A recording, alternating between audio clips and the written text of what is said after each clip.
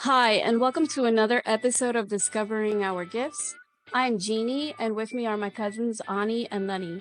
On today's episode, we'll be discussing numerology with our special guest, Stephen Delgado. We'll not only be covering numerology and life path numbers, but the Chinese zodiac as well. Hi, everybody. So today we're going to be discussing numerology with our special guest, my brother Stephen. He's been studying numerology for a few years now, and he's going to explain how numbers affect all parts of your life. Just a quick note. So my cousins Jeannie and Ani are from my father's side of the family, and me and Stephen are half siblings through our mother, but we don't consider each other half siblings. We grew up in the same household and everything. So Stephen's not familiar with Jeannie or Ani. I think he met Jeannie when he was really little, like one time, but he's never met Ani before. He's heard me talk about her, telling him about the podcast and everything. So he's going to do a quick breakdown of our numbers further along the line in the discussion, and it'll give you an idea of how accurate the numbers can be because he is not familiar with my cousins. He is more familiar with me, of course. So with all of that being said, Stephen, how'd you get into numerology? Like, what was it that made you want to start applying it to your life? So as far as how I got into it, it was kind of very strange and it was kind of very impactful when it happened. Um, I had lived in California for a few years and met some really good people out there. And you get some of those friends that you share posts back and forth about stuff, stuff that may resonate a little bit or kind of catch your eye. And one of these days, I received a video about numerology and a life path number, right? And when I read it, it really resonated. It resonated in a way that was just really strange, like to my soul almost. And at that point, I just started just Googling and diving in more. It was just keeping me up at night at that point. And, at that Wow. point, I ended up, really finding some information that really was speaking to myself in a way that I've never been able to either hear someone else speak to me about, or, I'm reading things I'm like, that is like me, but nobody even knows that stuff about me. And at that point, I'm just like, wow, I'm really diving in. And as I really started getting, I would say another 2, 3 days into it, I'm just like, something's clicking now. Um, I had like, I had this weird epiphany. It was like, I started reading through and something resonated with me so much that I just literally started bawling out crying, just bawling out crying. Couldn't control it, right? I was crying for almost the entire day. Wow. Um, and for some reason, something touched me so much in a way of me understanding myself more and trying to, I guess, maybe hide certain aspects of myself away, and at that point, it allowed me to really just want to sit back and reevaluate things in my life, the people in my life, the way I've been living my life. And then at that point, I really just started, I was triggered with this thought of like forgiveness, right? And I was just thinking in my head, like, wow, I really want, like, I've been pent up and holding these things for so long about instances in my life that I didn't even realize. And that opened like a Pandora's box of just wanting to forgive everything and everyone in my life.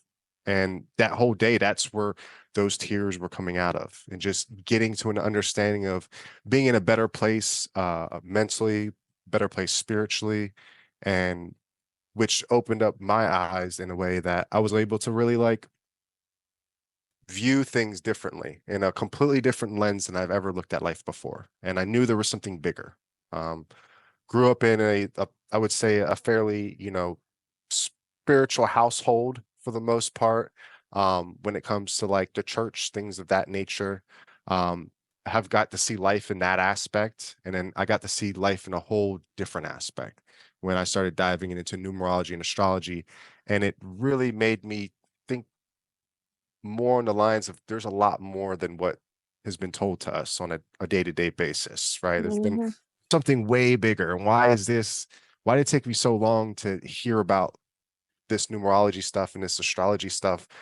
And why is this impacting me in a way that I've never had anything else I've tried to follow impact me? And at that point, I started doing some more diving and I found, some good sources to be able to learn from and continue to grow. And it's something that, I've been able to now apply in every aspect of my life, every aspect of family and friends' lives. And, I think it's really helping change not just the dynamic of my life, but the dynamic of my family and friends' lives for the better. So, Yeah, definitely. He dropped some information on me after a minute that helped me get to where I am here with the podcast with you guys as well. A better Okay. acceptance of myself.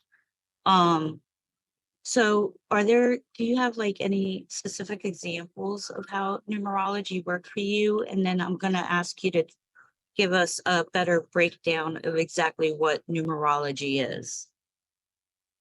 yeah. So, when you're looking at numerology, it, it's able to be applied in almost every aspect of your life, from, the type of partner you should have in a relationship, um, what days of, in the month are best to do certain things, right? Whether it's working, communicating, doing more spiritual practices, um, being able to set yourself up.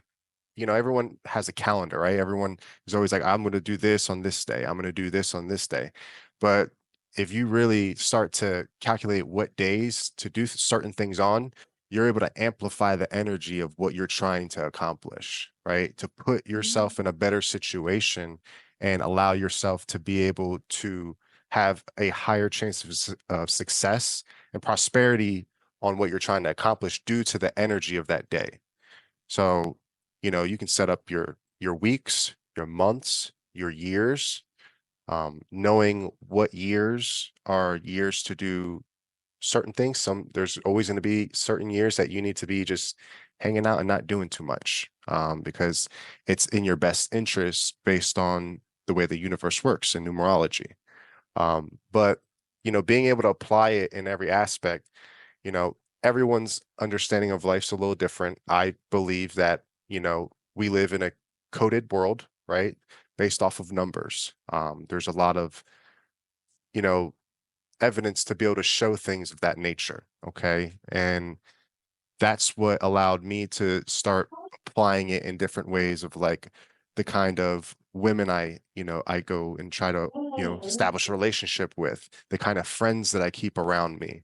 You know, certain jobs that I'm willing to do and not willing to do based on, the numerology and astrology of, when they started. So that has allowed to guide me in the right path to be able to get the right jobs, keep the right people around me, and really put not just myself in a better situation, but, like my family and friends in better situations as well. And can you break down what numerology is exactly, like the numbers, vibrations, and um what it, the core of it, how it works? Yeah. So the way it works is when you're born, or even like when a business is born or whatever it is, right? It's imprinted with energy, and that energy is based on the date. So whatever date that you're born on, you're imprinted with a specific energy, and the way you calculate that is based off of um, primary energy and partial energy, meaning you'll grab every single number of that date, okay? And when you add it up, it'll equal a number. Okay, so um, let's grab a number here, for example, okay? Everybody I think knows who Michael Jordan is, right? Yes. So Michael Jordan, his birthday is 2/17/1963. Okay. That number equals 29. Okay. When you get the number 29, you now need to divise it. So you're going to add the 2 plus the 9. Okay. That's going to equal 11. That makes him an 11 life path. That's his primary energy. So the primary energy is going to be based on, you know, adding every single number together through the birthday. And then the secondary energy is going to be based on the day that the person was born. So he was born on the 17th, okay, which 1 plus 7 is 8. Okay, 8's the number of money. If anybody knows Michael Jordan's a billionaire. So it kind of makes sense that, he's an 11 life path, which we'll get into some of these numbers here in a little bit. But 11 life paths are one of the most athletic numbers there are. Okay. And that being said, he is one of the greatest basketball players to ever touch the court. He's also probably one of the richest basketball players, if not richest athletes to ever be in this, in any sport. He's a billionaire. So it kind of makes sense on his path and what he's accomplished based off of the energy that he was born with.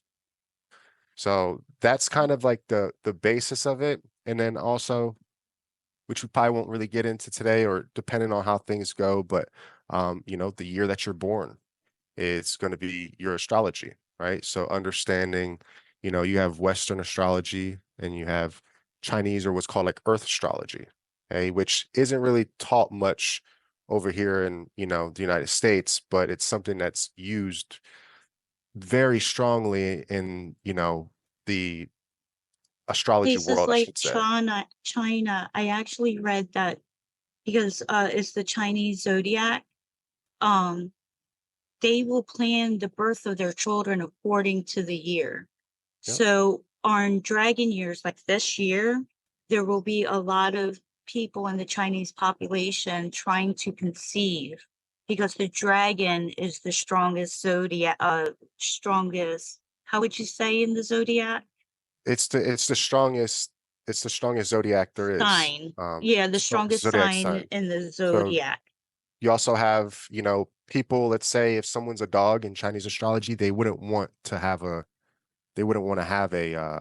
child at this time because they're in their enemy year. So with astrology, you have enemy years, and the dog is the enemy of the dragon and vice versa. So in a dragon year, right, the people that are going to benefit the most from having a kid is going to be a monkey, which I'm a monkey. This year is a good year for me, and the rat because there's a trine. So every single zodiac has a trine of people that they get to use and be able to benefit in those years more than other years. And then every zodiac has one enemy year or enemy sign. So Yeah, putting and all that together is really what's most important, tying the whole picture together.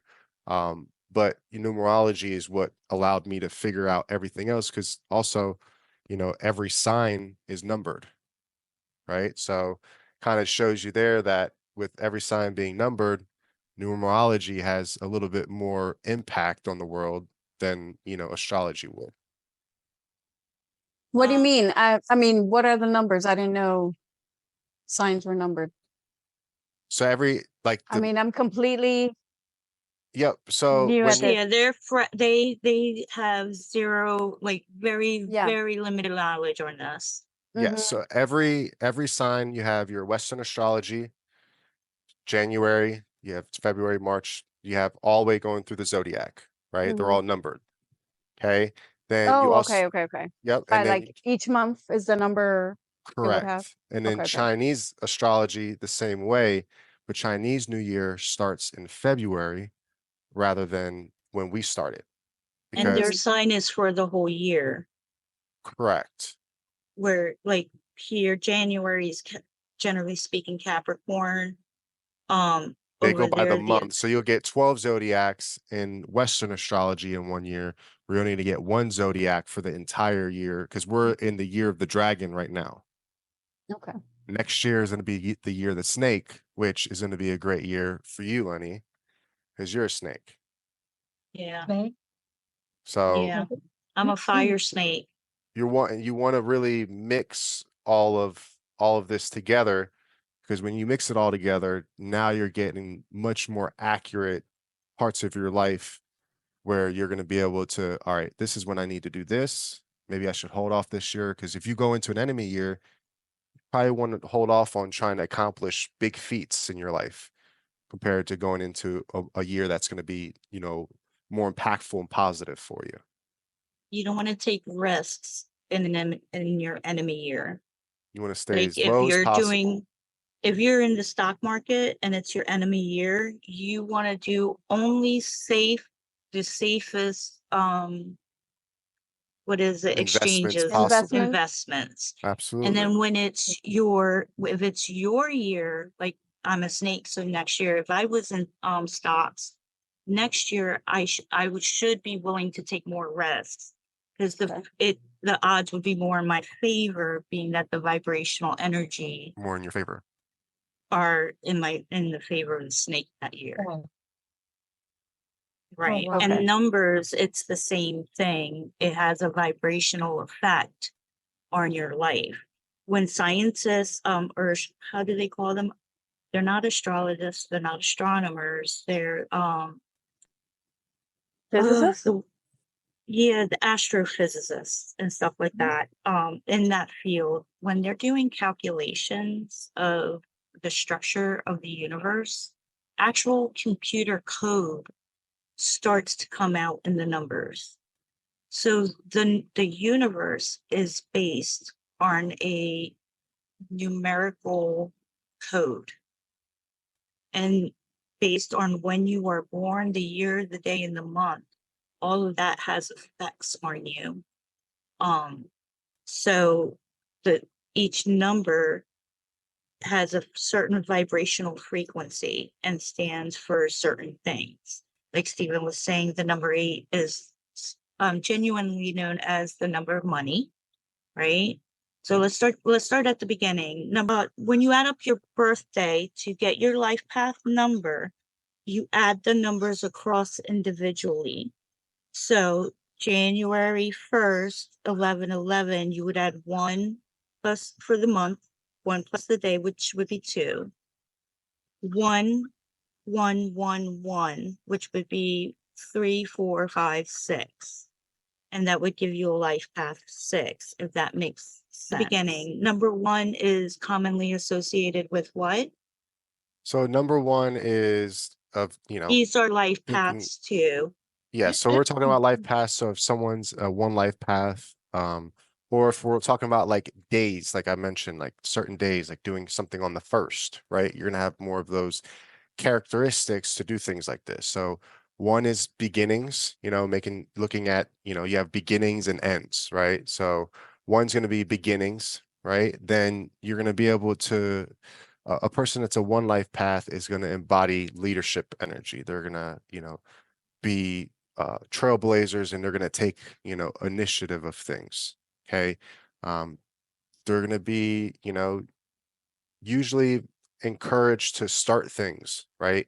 So these are the people, that start businesses, that, lead the company. CEOs usually are very good, one life paths make great CEOs. Do you know any famous one life paths? Yeah, I have some one life paths here that are pretty famous. One of our founding fathers, George Washington, is a one life path. Napoleon was a one life path. Who we got else? LeBron James. Everybody knows LeBron James. Martin Luther King Jr. was a one life path, right? Trailblazers. Henry Ford, person that started the first vehicle. Definitely somebody that embodies that leadership and initiative energy. Steve And Jobs, oh people yeah. people of that nature. Those are one life paths.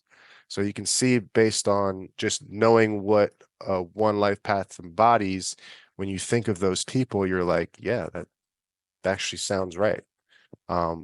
And it's just because they were imprinted with that energy from birth. So that's, as long as you embody your energies, that's where you're going to see the most success. But just because, let's say, for instance, you're on one life path, doesn't mean you do one life path things, right? You may go against your energy, do the wrong things, right? Not be the person sitting in the back. You're working in a group with people and you guys are working on a project and you're not taking the initiative to make sure everybody's doing what they need to do and kind of taking that natural leader role back, right? Those are ways that you can go against your imprinted energy, which in the end of the day is not going to benefit you and get you further in life. So, Right. the sooner you know your energies and you're able to embody those energies, because there's going to be goods and bads, right? Then at that point, you can start heading in the direction of your life that's going to be more impactful for you. It's going to make more sense rather than fighting against what you've been put on this earth to really do. And then, every you know, life path also has things that, they don't do well, or that are some negatives, right? So one life Strengths path, and weaknesses, right? correct. So they're going to be quicker to get angry, be a lot more aggressive, right? They're very competitive, which is a great thing, but also can sometimes, with how, competitive and, angry they can get, it can go against them sometimes, right? They tend to be very blunt and straightforward, which could be great at times, and sometimes it's not needed because of how argumentative they could be. So there's plenty of other stuff that we can jump into as far as with that, but that's a good The little generalized. generalization. Two, there's no two life path. Okay, two's an amplifying number, so it amplifies the other life path numbers that it's by. Unlike let's say like a 20, let's say if somebody's born on the 20th or their birthday adds up to 20, that would be a hidden 11. So I'll kind of get a little bit more into that detail when we get into 11. But a three life path. Also, two is the number of feminine. One's alpha, right? Two is more of a feminine number. Okay. And when we get into three is the number of communication. Okay. It's also the number of the child. So when you think of 1 plus 2 equals 3. Okay. So, three life paths, they're going to have the ability to communicate at a high level, probably a higher level than anyone else, maybe other than like an 11. Okay. They have the ability to be very playful, have that childlike heart. Um, they're very comedic. They like to have a lot of fun and joke around. Okay. They're going to be very creative and kind of, imaginative. Think of, children, the way they grow up, same thing. Um, they're going to have the ability to command a room in a way, not in a leadership manner, but in a communicative manner, meaning they can be in a group of people and they can make everyone feel included in that conversation. Um, Unlike some other people where they may shy off and not be able to really have a great conversation with everybody in there and meet everybody where they're at in there. um you know Also, they're going to be very let's say, uh with that childlike mentality and heart comes the ability to not really be like a leader, right? So they're not great in like the leadership roles and different things of that nature. Um, Could they for carry a sense of immaturity about them because of the childlike nature? 100%. Okay. That would be the flip side negative part of the coin. Yeah. They're gonna have some shyness to them, but not really a ton. For life path, you're going to be looking at, I'm a four life path. Okay. Four life path is the epitome of law and order. Okay. They're very hard workers, the hardest workers of all of the zodiac. Okay. Very organized. You're going to be, they're great managers. They don't have the same leadership quality like a one life path does, but they're very good facilitators and managers. Um, you're going to see a lot of, when you think of a 4 life path, you got to think of like law and order. So like on, 4 days, days that add up to the fourth, the 13th, the 31st. If you're driving to work or going anywhere, take a look around and you're probably going to notice more cops out on those days. A lot of soldiers tend to be, 4 life paths. They also tend to be a little bit more like serious demeanor, and more like a logical thinker. You got 5 life paths, where 4 life paths, just like for myself, so we can think of like some negatives as well. If you a 4 life path and you're lazy or not doing things, that's going against your energy. So if there's days I don't decide to not work hard or not really put in all the time, I notice that my next day is probably not as prosperous, right? I'm not setting myself up energetically for my week or my days. So Foundation Right. too. Doesn't 4 have to do with foundations? yeah, just Bless you. being that stability, and having, the ability to look at both sides of things, right? So like when you're thinking of law and order, when I'm with people or like even my friends, I'm not a yes man, right? I'm not a person where, even though I know what I'm about to say might hurt your feelings a little bit, that's why you love me, because I'm going to give you the fair, straightforward answer. You were wrong. Did you not think of it this way? Or did you not look at it this way? Gotcha. I see that you looked at it this way. So I'm always going to try to show that balance. So that's a big thing, as far as with a 4 life path. 5 life path, they're very free. Okay. They love to travel. They are very highly sexual, most highly sexual sign there is, or I should say life path number. 5 life paths tend to be lean more on the uh, better looking side of all the life path numbers. A lot of 5 life paths tend to be very good Good looking, looking.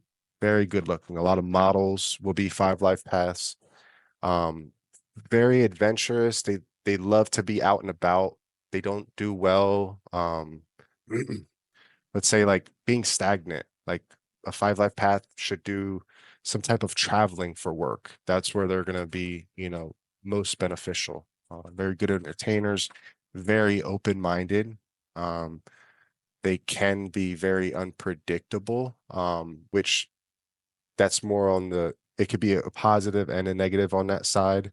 You can't really constrain them to one thing. And they lean to very like one side or the other, like extremes of one side and the other. So, um, 6 life paths, are the embodiment of family. They are the most family oriented life path.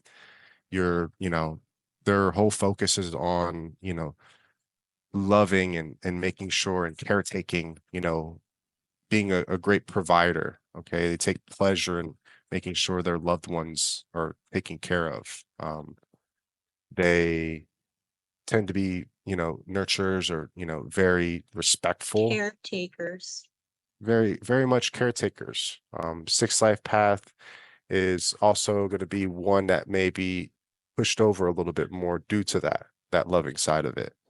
Um, it's something that they, want to make sure that they understand and evolve in, to make sure that what they're giving out is reciprocated or, taken taken correctly.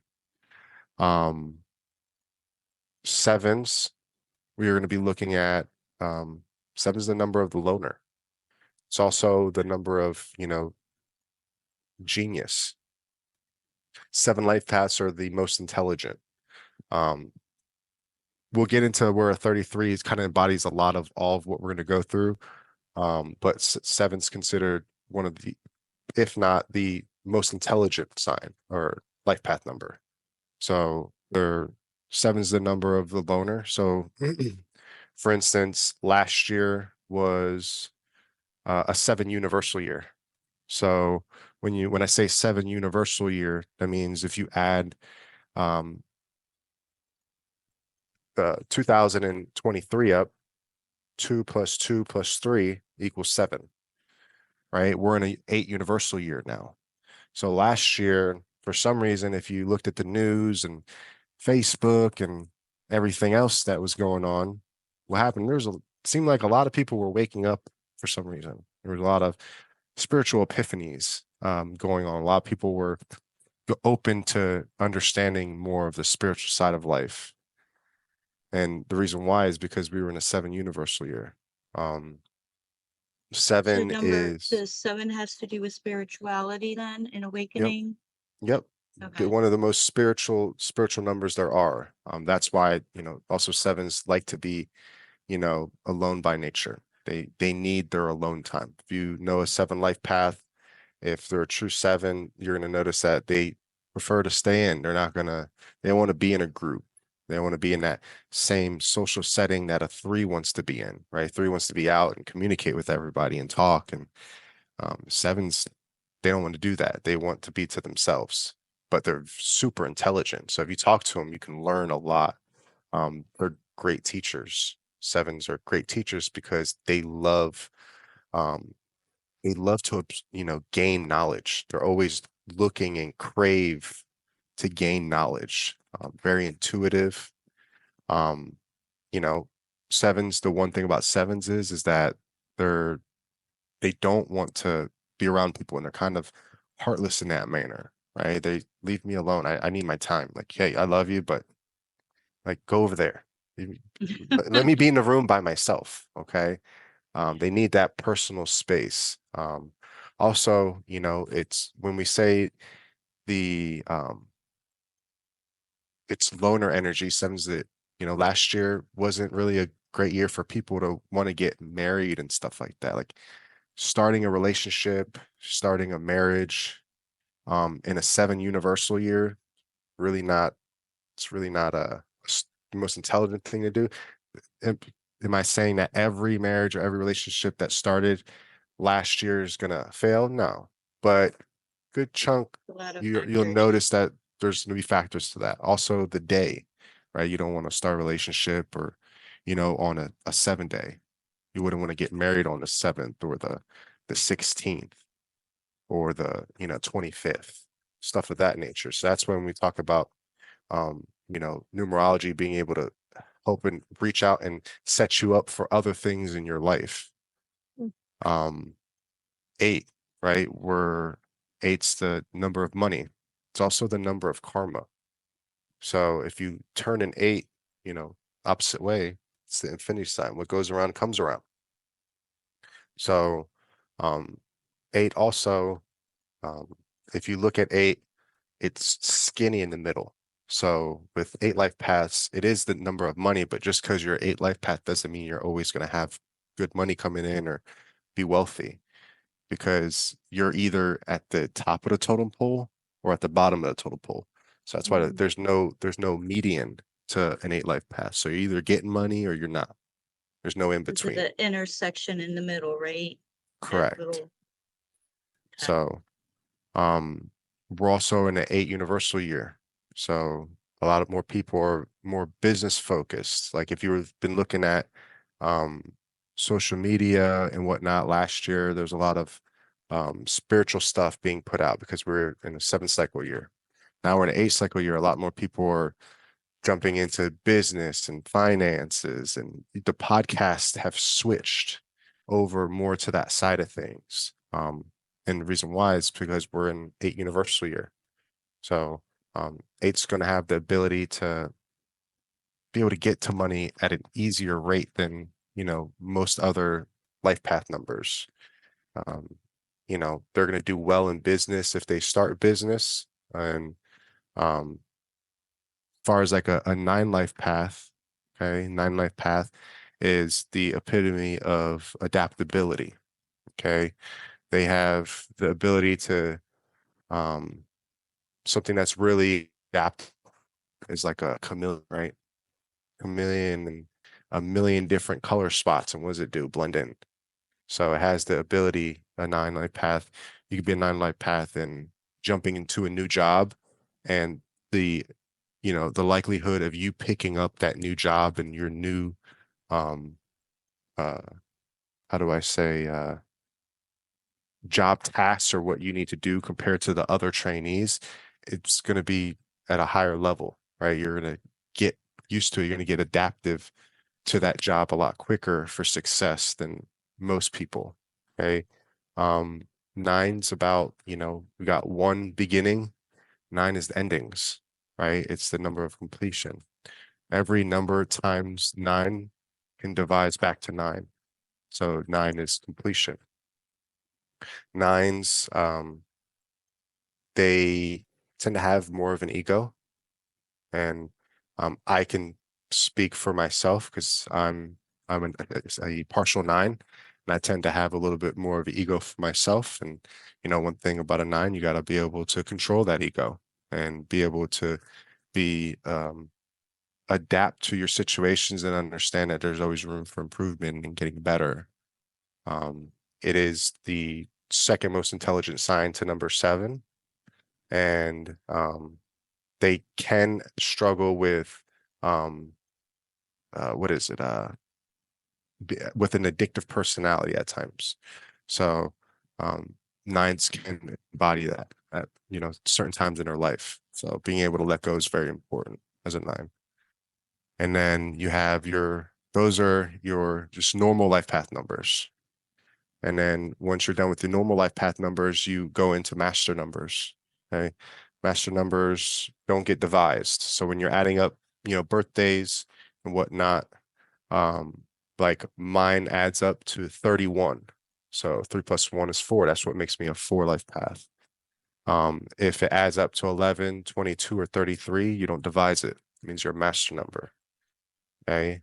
Master numbers, just kind of in general, they're the oldest souls on the planet. Everyone has different beliefs. I'm just going to share my beliefs and how, I know a lot of other people believe, but I believe in reincarnation. I don't believe that everyone's just here once and they're gone. And, being a master number, you have reincarnated several lifetimes, and you'll reincarnate all the way up to 33. Okay. And 11 life path, they're very spiritual. Okay. One thing about 11 life path, they're going to be very athletic. They're usually going to be fit. You're not going to see many 11 life paths that aren't fit, right? There's an exception to everything, just like everything else in life. But for the most part, 11 life paths have the ability to manifest at a high level. Just, master numbers in general can manifest at a higher level than 1 through 9 as far as life paths. 11s have enhanced intuition as well, because they're very connected as far as on the spiritual side of things, like 7s are. 11s also are the most emotional number in all of life paths. So the whole thing about 11, they need to be able to control their emotions to truly embody being an 11 life path. If you ever notice on days that add up to 11 or like the 11th, if you ever pay attention, you'll notice that those days, things are a lot more emotional. You're just in work, at home, like you'll just notice just things are, yourself, you're like, man, this is going on, that's going on. I got all this stuff going on. And you just figure out, you start calculating the day and you're like, oh, today's an 11. That makes sense. So there's a lot of emotional energy around the number 11. They're very charismatic as well. So similar to 9s, they can do well with speaking to people. And that's what makes people attracted and gravitate towards 11 is their charisma. Very good, teachers on the spiritual side of things. So you can learn a lot from that. 22s. Okay, 22 is the next master number. That's the master builder and master destroyer. Okay. water is, you think of water when you're thinking of 22. With water, you can build such great things, and water can be such a blessing, right? And then water can just destroy everything around it if it's used in that manner, right? So when you're looking at a 22, you can see the things around them in their life. Are they building the people up around them?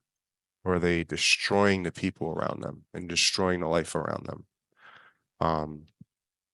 Capable of, you know, being, how do I say, they're able to understand, the other side. So meaning on the spiritual sense of things, they can hear like voices when they're younger. Most 22s probably grew up and had imaginary friends, but their friends weren't very imaginary, right? They were actually real. They were either guides or spirits, and they were capable of being able to speak to them and understand them at a level that, most people can't. So 22s have the ability to speak to the other side and understand, the spirit side of the world that almost no other number can. So biggest thing about a 22 is, you want to build the things up around you. You want to be a positive part of the 22, because the worst thing you can do is be a master destroyer. You'd rather be a master builder. Then you got 33s. Okay. 33s are going to be the master teacher. Okay. You reincarnate all the way until you finally get to your last lesson of being a 33. Okay. They're going to be the master teacher of all, right? Sevens can teach well, very knowledgeable, but there's no one that can teach you like a 33 can. They're very influential in life. They are the ones that, if they are living by their energy, they are, influencing everyone in a positive manner in their life and helping people with their spirituality. It could be with finances, it could be with whatever, but their impact and their influence on life is at the highest level possible. Um, there's different things that you want to, look at as far as with 33s. Okay. Think of when we're talking about like the Bible, they say Jesus uh, ended up, dying at 33, right? 33 is used in a lot of different ways. Freemasonry, the highest level of Freemasonry is 33. So they use 33 and understand that 33 is the highest level of influence. And another thing to think of when you are, ice and water is frozen at 32 and below, but at 33 degrees, it becomes a liquid, right? It breaks free. So that's how you understand 33 is the last evolving number. So 33s are needed in the world to be able to help influence and guide, everybody. And they have a very strong gravitational force to bring great people in their lives and help influence and build people up in their life. So we had given you before the show our numbers, our birthdays and everything, so that you could calculate them without, giving out our personal information. Yep. Could you go through each of us, like break down or tell us what our life path number is, and then any questions you guys may have about your life path number and all of that, go for it. So with Ani, she is a primary 11, and she is a secondary, or I should say partial 22. Can you So explain that? as far as her being 11, okay, she's going to be very in tuned with, her spiritual side. So And this is her life path number, right? correct. She's a master number. So she has been, on this earth for a very long time. Okay. She is reincarnated over time, and that's what's allowed her to have, you know, some of the understanding of life and have some of those spiritual abilities. You learn a lot when you reincarnate so many times. Um, you know, she's probably gonna, you know, and obviously I haven't been able to really meet you guys other than Lenny, other than today. Yeah. But she's probably very emotional. And not meaning that she's sitting there crying all the time and whatnot. But when I say emotional, she's going to be emotional whether she shows it or not, right? Things in her life are going to trigger her, and she's going to learn to need to deal with those things in order to be able to evolve as an 11 life path. Her being the, you know, 11 life paths being the most emotional, the best way to burn that emotional energy is to work out as an 11 life path. 11 life paths are the most athletic of all the life paths. So like I mentioned earlier, Michael Jordan, an 11 life path. So a lot of great athletes are 11 life paths, and the way they combat that emotional energy is by burning it off, right? Getting into some type of working out, whatever Like it may riding a be. bike, riding a bicycle. Riding a, She's very athletic. okay. And She that, likes exercise. What? so if that's the case, then she's embodying that right energy. And I'm sure on days that you feel more emotional when you work out, it's probably like a weight off your shoulders almost. Being able to really get that out and expend it out. You know, 11 life paths, they're going to be very charismatic. So her being able to speak, you know, be on the podcast, speak with family, people are going to, you know, tend to gravitate towards how charismatic you are. Okay. Um, you know, you're going to be able to, you know, touch on the spiritual side of things. So, you know, you're going to be one that, you know, if you meditate, if you pray, you know, if you manifest at a high level, if you're doing everything correctly. Thank you. Because if you, as an 11 life path, you're one of the highest, you know, one of the life paths that can manifest at the highest level. So whatever you desire in your life, go and get it. Go and manifest it into your life. You know, manifesting isn't just you know, just speaking it into existence. It's also doing the work, right? So we can't just, Exactly. you know, manifest and say, I want this, I want that, but then you're living life a different way or not doing the things that it takes to accomplish what you want, whether it's money, whether it's success, whether it's um, you know, understanding of life, right? Helping others in your life, you know, giving back the way you want to, or having those great opportunities gravitate to you. You got to put in the work, right? If you want great people to, you know, if you want to manifest great people coming into your life, right? Use that charisma and manifest and do the work to, you know, network and bring people in your life. If you want, you know, if you want to increase your wealth, make sure that you're, you know, manifesting what you want in your life, but you're also doing the work in the areas to build that wealth, whether it's a business, whether it's putting more time at work or finding new ideas to generate money, building, you know, other income avenues. That's the stuff that you're going to want to really, you know, focus on to make sure that you're able to, you know, um, get what you want out of it. Okay, so that's what I see the number in everywhere, or that's means something. That's Yeah, so if you're seeing 11 a lot, it's because you are in a 11 life path. Also, you may see, you know, 1111 or 111, stuff like that. You know, you guys, you know, from what, you know, I know how long Lenny's been doing a lot of this stuff. Obviously, I know the podcast is new, but you guys, you know, going down your spiritual, you know, journeys and stuff like that. When you're doing things correctly and you're living within your energy, you're going to tend to see those numbers a lot more. And that means that you're evolving. That's literally the matrix telling you that you're evolving. It's You're showing on you the that. right path. Is it like a sign that you're on the right path?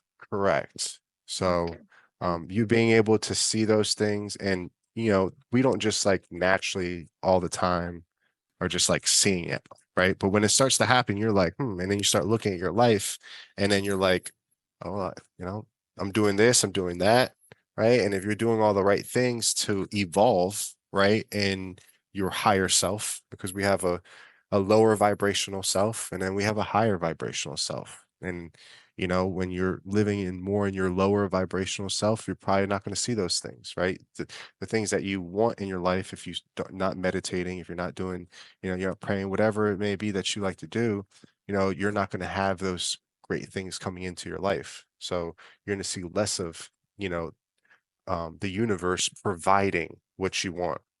And if you're seeing a lot of that stuff now, you guys just started the podcast recently.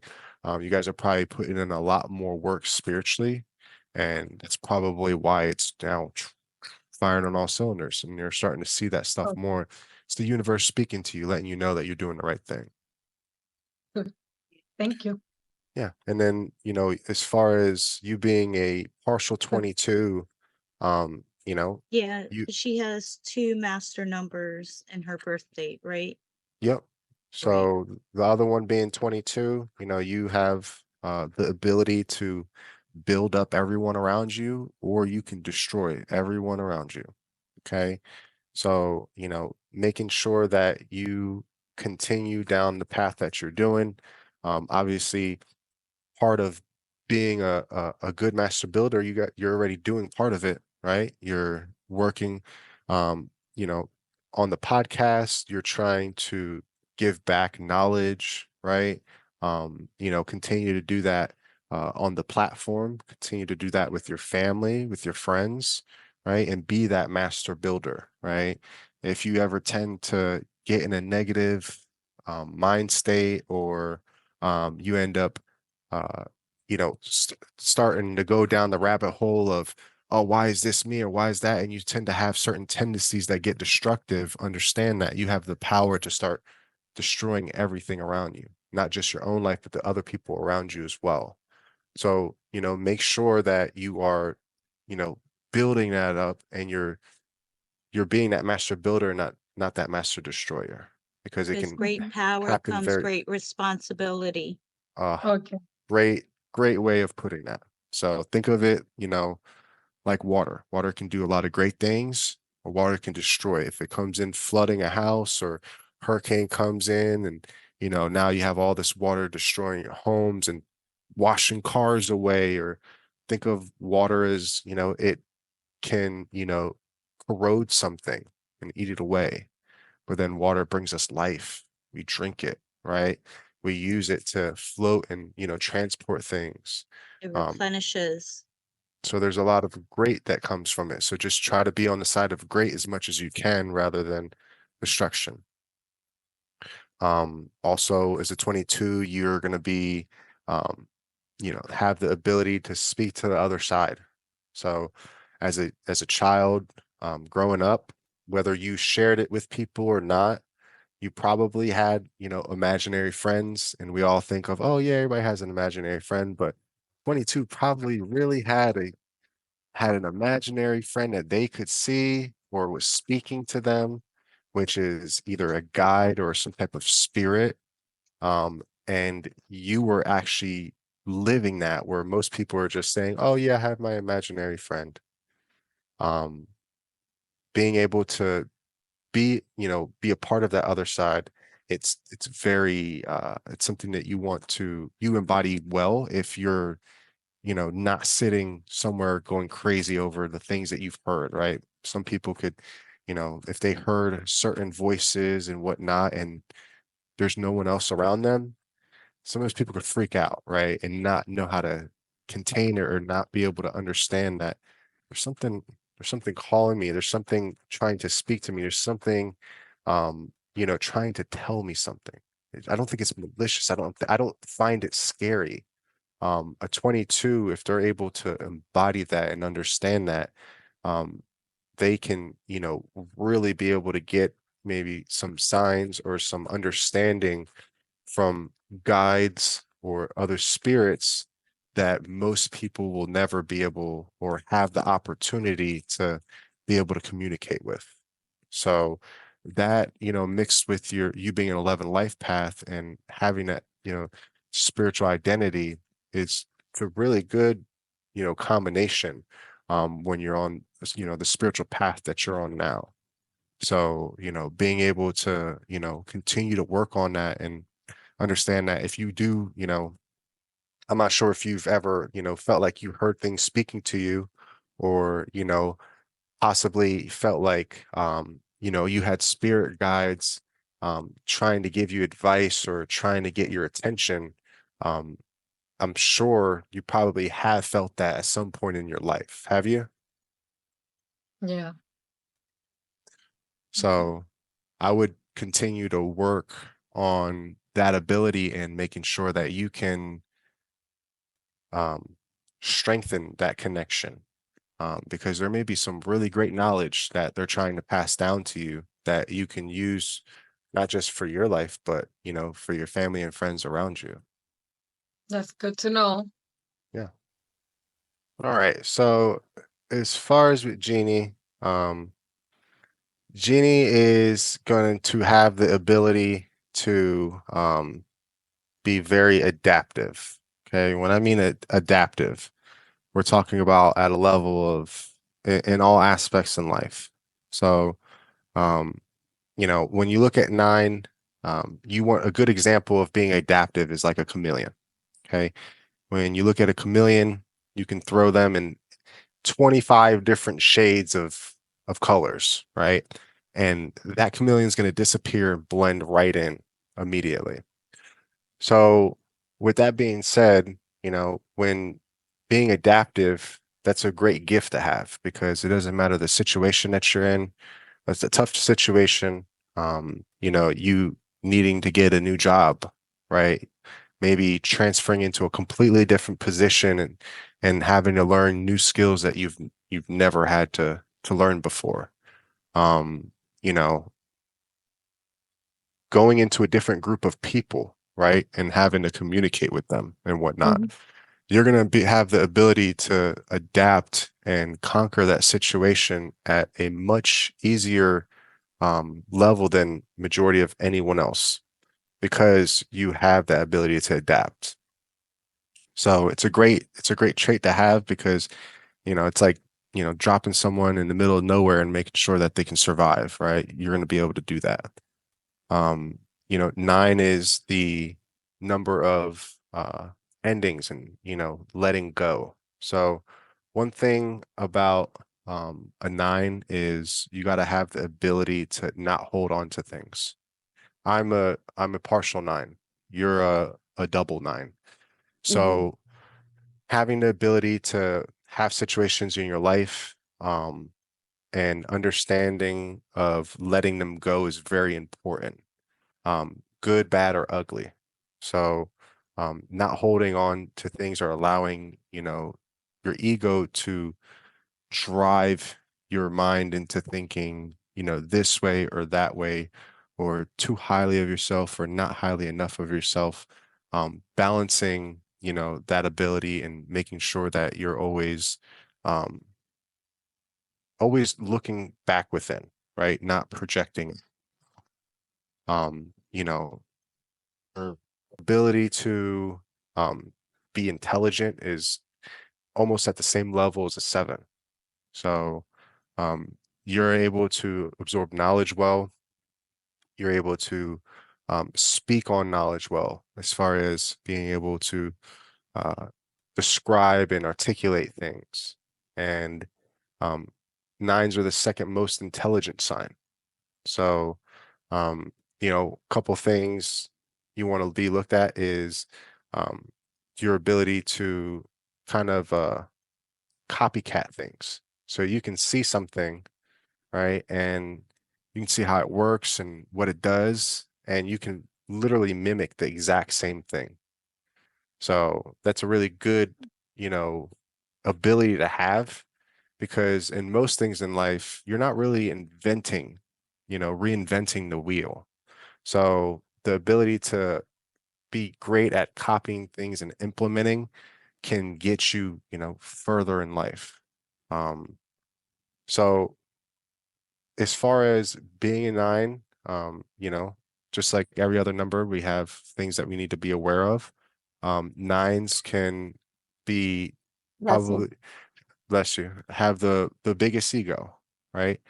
It's okay to have an ego, but you also want to make sure that it's, you know, it's earned. You're not overextending that ego. You're not projecting it on everyone else and thinking too highly of yourself and, you know, not enough of others, right? You want it to be earned. You want to make sure that, you know, when you whatever you have that ego about is that you've put in the time, the effort, okay? Bless you. And then you know, as far as nine life paths, they can have addictive personalities. So it could be, you know, it could that could mean drugs, that could be meaning No, for any me it's soda. anything in life. Say that again. For me it's soda. I've been trying to kick soda for years. So I any I stay away from everything else. I don't even drink, but soda is my bad habit. So it's something that is, you know, every nine will have their thing. It could be whatever. I've myself, I used to smoke weed all the time, right? And then, you know, I had to learn that I was like, man, and then I started figuring this out. I'm like, man, that's why every time I quit, I'm like, all right, I'm gonna get back on it. So it was one of those things that, you know, you just had to figure it out. Also like with certain foods that I had, right? Having a sweet tooth, I was addicted to sweets all the time. So like always needing that nighttime snack, right? That sugar, that nice little sugar rush. Getting away from that and learning that I need to control those urges is important. And it's because I have that built into me, right? But you can get addicted to a lot of good things too, right? You could be addicted to, you know, meditating and getting better. You can get addicted to reading. You can get addicted to working out and Reading. get betting, That's you're another bettering one. yourself. So there's a yin and a yang for everything. So just Mm. make sure that, you know, you're on the positive side of things and not the negative side of things. Because, you know, just with, like I was saying before, you can find a lot of, you know, if you look up a lot of famous nine life paths, like in the industry, like Hollywood, stuff like that, they're addicted to some tough things, right? So always making sure that you're on the positive side of it and just not having the ego, meaning, you know, not thinking too highly of yourself and knowing that, you know, you always look within, right? Always look back inward and make sure that, you know, you're always keeping yourself in line so things like that don't ever happen, right? Um, so you being a double nine, you're just gonna have more of those characteristics. They're gonna double down. So um, just make sure that you're always, you know, being aware of that and use that adaptive superpower to propel you in life because it can get you in a lot of places. It allows you to speed up your learning curve, and your intelligence is what's going to allow for that as well. So putting both of those two together allows you to really get ahead in life if you do it the right way. Okay. Now, Lenny, she's a 33 life path. Also, there's two types of 33s. There's a pure 33 and a 33-6. So that just means a 33, pure 33 has a single digit birthday, and a 33-6 is going to have a birthday that's in double digits. So as far as with that, a 33-6 is going to have the characteristics of a 33, but they're also going to have the characteristics of a 6 life path. So when we're looking at 33s, okay, they are the master teacher, okay? Like we were talking about before, you know, I personally believe that we reincarnate, and the way you get to becoming a 33 is if you reincarnate a lot. You've reincarnated the most. So you're, you know, going to end up being every life path throughout your life, right? You may end up being a life path more than once throughout your life if you've not learned the lessons that you need to learn. So we've Of kind that of life went through path. of that life path, and we've kind of went through every life path, right?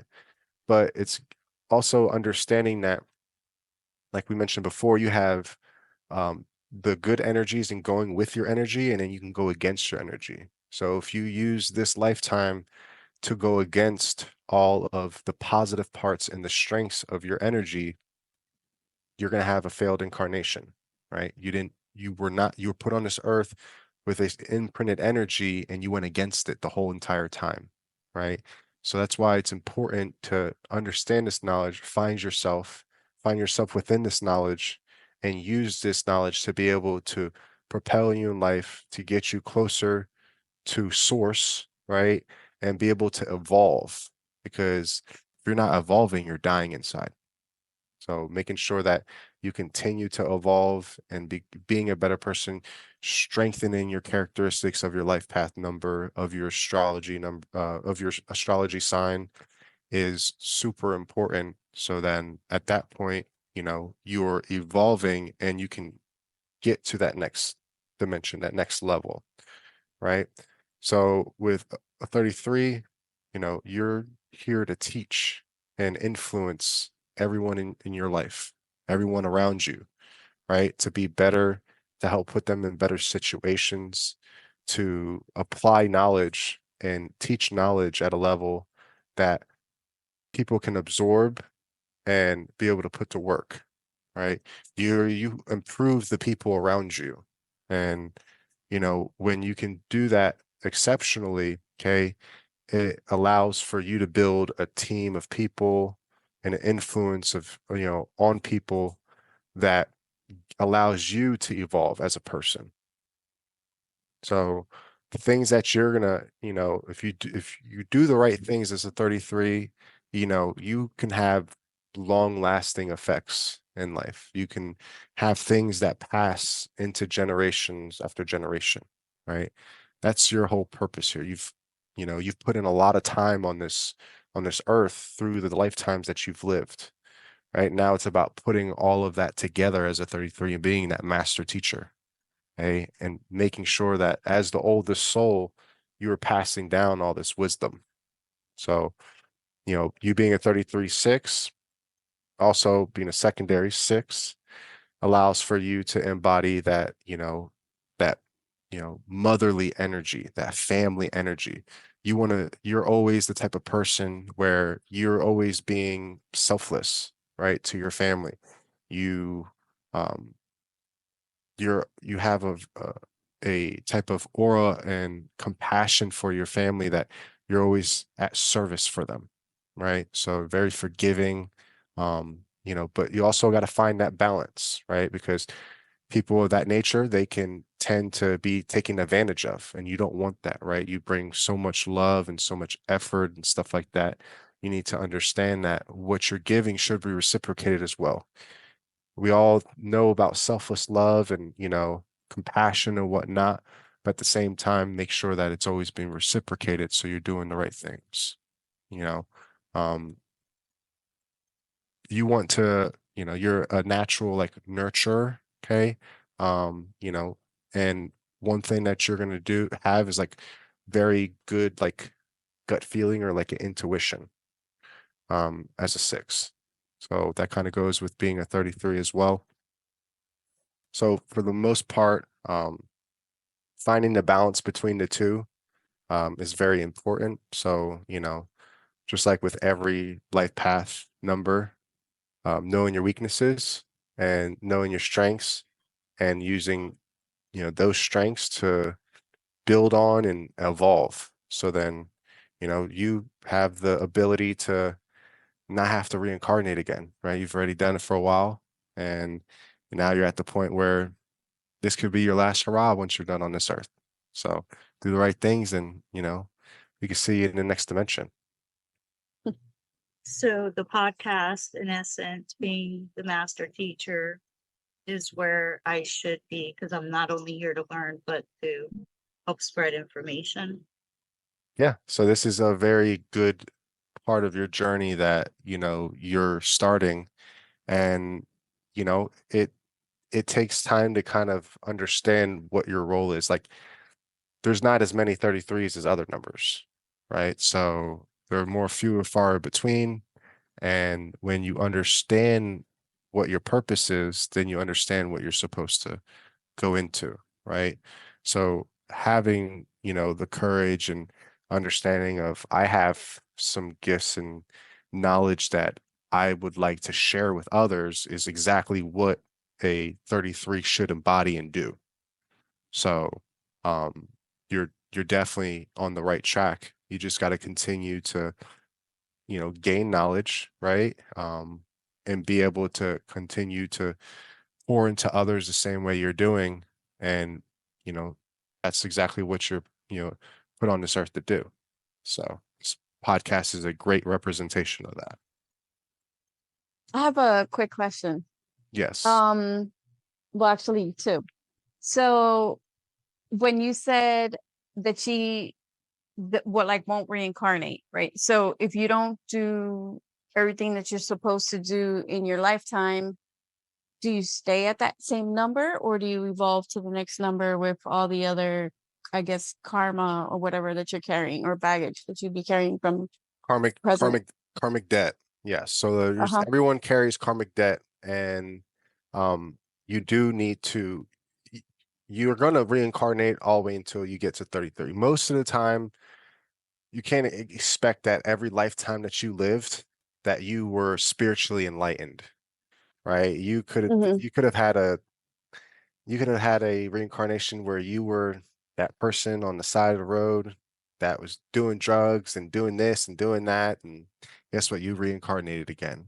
And then you ended up learning maybe the next time. And maybe you were a banker, you did this, but you ended up killing someone, you went to jail, right? And then next thing you know, the next lifetime you were great and you did these positive things and you were a leader and you did this and that. Like you don't know what you've gotten in every lifetime, but it's either you've done the right things to go into the next level of reincarnation, or you're carrying karmic debt over into the next lifetime. So Okay. But okay, for example, me, I'm a 9, right? mhm. So what would be my next number? A 10 or No, so 10 would be 1, oh, because if you devise it, it's just 1. So there's not really an exact, no one knows exactly if you go in order 1, oh, 9, okay. right? Okay. A 9 also could be your first incarnation. Okay. So no one knows that exact, you know, obviously, knowledge, but you know, you do end up going through every cycle. I could be on my 5th, I could be on my 20th, right? I could have had to be, you know, a 4 life path. This might be my 3rd time as a 4 life path. I don't know, right? But just understanding all you can control now is what you know in this lifetime, what you finding out the energy in this lifetime with the knowledge that you guys are gaining now. So then we all could try to evolve and do what we need to do to ascend.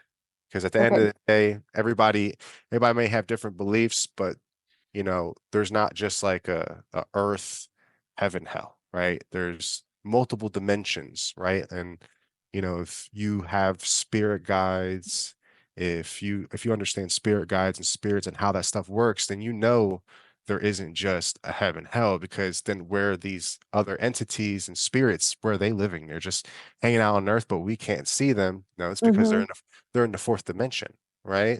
And the 4th dimension is not considered heaven. There's multiple dimensions above that. So we're Mm-hmm. always, you know, even spirits that are in the 4th dimension that have came from the 3rd dimension that we're in now and have ascended to the 4th, they have things. And we may be going off topic a little bit, but I'm just gonna No, kind of it's fine. It's fine. You're throw good. it out there.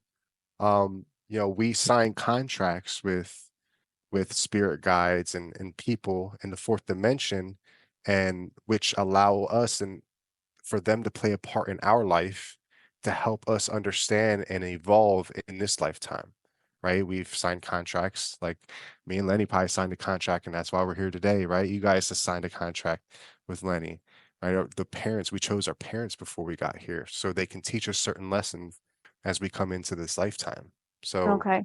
understanding that there has to be another dimension above this. Right.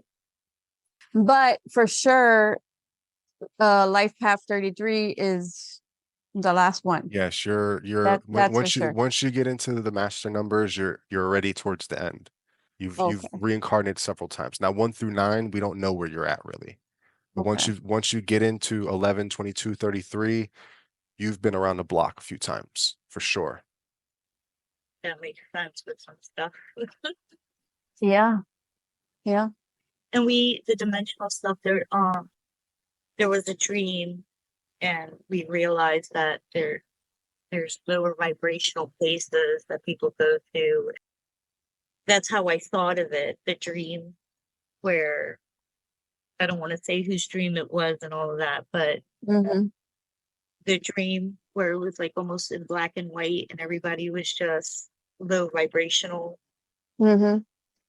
You have that to ever reminded me of other dimensions, Mm-hmm. and alternate dimensions and stuff like that. That's what that dream signified to me. That's how it came to my mind, the dimensional thing. Who people who are severely addicted to harsh drugs end up passing away in a low vibrational energy. They didn't fulfill their life's purpose. So they're not correct. bad people. They failed at their Their life, they imprinted didn't energy. accomplish what they were supposed to. And when they pass, they end up in a place. It's not hell, it's just a lower vibrational place because it's where they were mentally, spiritually, vibrationally when they pass. Mhm. And they need to work through those issues and those karmas to get to a higher vibrational place. And you don't always when you pass like people, it's not like I know sometimes in like movies of like, oh, someone dies and then like you see the light coming back out, right? And you're like coming back out into the world, but it's not necessarily like that. There's stuff that you need to go through in that other dimension, right? That you need to accomplish before coming back down, right? And then Yeah. at that point you can come back down and then you need to fulfill your purpose back on earth to learn the lessons that you need to evolve. So people think Okay. that it's like dead, boom, come back. No, you're more likely to have things you need to accomplish, right? You're going to be stuck in that, let's just say spirit world for a little bit, make it for simple Mm-hmm. terms. And then at that point, you're going to reincarnate because then someone's going to need you. You're going to sign yourself up to help someone else on earth, right? And we have all like, there's people that we have reincarnated lifetime after lifetime with and have been in Your soul like whether circle. You their have a soul family, circle. Yeah. it could be, me and Lenny could have been sisters before or brothers before, right? Or whatever it may be. Or I could have been her father, she could have been my father, right? We don't know how that time went through. But it's very, very likely that you meet these people that you sign these contracts with as time goes on. Is it in the Mm-hmm. beginning of your life? Is it in the middle of life? Is it right before, right? And sometimes they're here for a short part of your life to help you understand something, and sometimes they're here for an extended part of your life. A reason, So, a season, and a lifetime. Everyone plays their part. yeah. So Like just me being and able to understand Jeannie that. always say that we had to have been sisters in another lifetime Yeah. because we're eerily alike in many ways without even realizing it. We gravitate towards the exact same thing without the other knowing. Mm-hmm. And people just always refer, like, they've just always said, like, there's a sisterly vibe about us, or you look like sisters, or, whatever it could be. But Mm-hmm. yeah, it, You start to get around people, and like how we were talking about vibration before, you can start to get around people and understand where they're at vibrationally and if you guys resonate at the same vibrational level or not. Sometimes people are slipping and whatever they do, but you can tell your souls can kind of mitigate and understand, where you guys are at most of the time. Mm-hmm. So, that's just also comes with always, being willing to work on yourself because, as much knowledge as you have or anything like that, it doesn't help if you're not, in a spiritual vibration that allows for you to be the best person you are, have your mind work in the manner that it can work, right? And be able to, um, how do you say, like, have the right things gravitate into your life, right? You can have a lot of negative things gravitate to your life if you're Mm-hmm. not, if you're in a low vibrational state in your chakras. The But if you're in a law of much attraction. exactly, you're in a The much law of higher attraction. vibrational, state with your chakras, a lot of great things can start attracting to you. So about understanding that and always evolving and, trying to better yourself every day in that manner. Exactly. Another question. So is it weird or is it normal from what you know for there to be so many? It's like I'm surrounded by master numbers, let's put it that way. So is that normal, like for there to be so many? That's a good thing. I'm surrounded by a decent amount of master numbers too. Yeah. Yeah, it's a good thing. You want to be surrounded by that because there's a lot of knowledge and, expertise that comes with that, right? If you're Mhm. surrounded around a lot of eights, 28, we didn't even get into 28. 28's the number of wealth. It's also a one life path, but someone born on the 28th naturally is, attracts wealth at a higher level than even an 8 life path. So there's the difference of money, and there's a difference of wealth. Wealth is at a whole different echelon. Hmm. So, understanding that and having those things attract you, that means you're doing some good things. So that's what you want to, be able to do. And when you have 33s, especially if you have 33s, yeah, if you have multiple 33s I've around got you, I've those got are two. I've got her it's a and great my thing. husband. So Yeah. So yeah. if you're married to a 33, that's even better, Yeah. So that's definitely a great thing to be able to have in your life. And have they been so close together, so grouped together, your master numbers? I mean, I'm Uh, not looking Those at it are from my point of view. I'm just saying that the fact that there's a lot in the family, is yeah, that Yeah. is that common? it can also it just depends on who you signed contracts with before you got here, which is a whole, another convo. But, Oh, okay. like I have a brother that's a master number, right? I have a sister that's a master number. Mm-hmm. I have several friends that are eights, 28s, and 11s. So it just depends on who's grabbed. Like my barber. My barber's a 33. Um, I just have, and I've been going to him for years. Like there's just certain ways that you gravitate certain people into your life. Okay. And they're there for a reason. And all those people I have a different relationship with all of them. I gain different knowledge. Like my relationship with my sister is different than all my brothers, right? And I'm always able to get a certain piece from them. I wouldn't say all of my brothers are on the same spiritual path, right? That me and Leonard are on, but I think there's three of us that are, right, out of five. Mm-hmm. And it allows for us to communicate at a specific level and resonate with each other at a certain vibrational level compared to people that we're not on the same path with. So you share some of those different tendencies, that different knowledge, right? And it allows for you guys to be able to raise your guys' vibration at the same level, right? And continue to work in that manner. Okay. Sure. So with me as a nine, like how would that help me in this, what is it, Len? In this Our genre? genre of spirituality. Uh-huh. On how you guys work together. Well, you guys all have a good part. With you as being a 9, I think you need to be adaptive to the scenarios that you guys are in, the the the type of how do I say it? The type of knowledge that wants to be put out, and understand that you fit in every section of that. Meaning, um, every time you guys come up with a new, because every podcast is a different subject, right? Yeah. Yeah. Right. Okay. Every episode. Mhm. Be that one that can understand and specialize in each one of those, right? Give yourself that role, so then they offer a different type of knowledge that you offer, right? Everyone's at a different intellect level, not meaning one more than the other, but your intellect levels are on different subjects and different subject manners. So when you guys come together as a group, it allows for you all to be able to take hold and command of each section that you guys need to be. So be the one that's able to fill in and understand that you're there, the same purpose as everyone else, but be adaptive to their abilities and what they offer as well. You could be the one that kind of like the cream of the Oreo, you know, it kind of mixes She everybody is.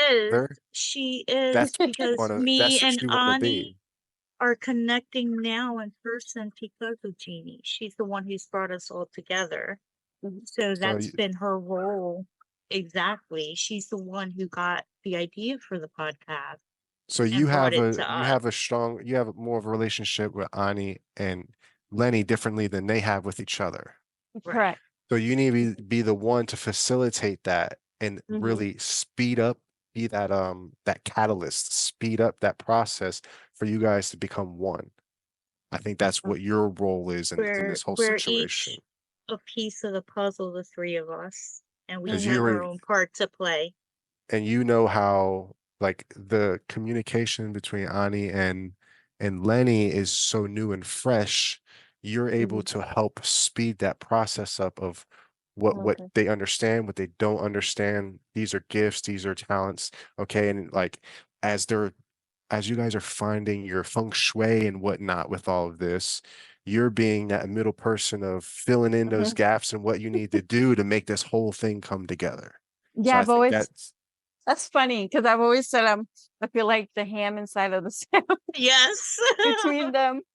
your adaptability is going to be a strength to that. So you guys all offer very unique gifts to this, you know, this podcast. And I think, you know, the numerology and astrology side of things can really help accelerate that and even honestly give you more understanding of yourselves, which in turn is going to allow you to look inward more for more knowledge. Because sometimes, excuse me, sometimes we tend to always look outward for knowledge. And we don't realize that a lot of times it's looking inward, doing a lot more meditation, right? Trying to look from within and allow your spirit guides and whatnot to really speak to us and, you know, allow them to do what they're here to do, literally guide us spiritually in, you know, this dimension. So then we can do what we need to do best, right? Based off our energies, Mhm. off our numerology, off our astrology and allow life to, you know, we can, I wouldn't say, I don't know if command's the word, but we can structure our life according to our numerology and astrology ahead of time, right? We can put ourselves in the better situations, right? Doing certain things on certain days, doing certain things on certain years based on our numerology and astrology. So then at that point, we're a little bit ahead of the curve. Does it mean like just because you do it on a specific day, oh, it's magic and it's boom, drops there and it's Right. done? No, we're not saying all that, right? But it gives you that little edge, right?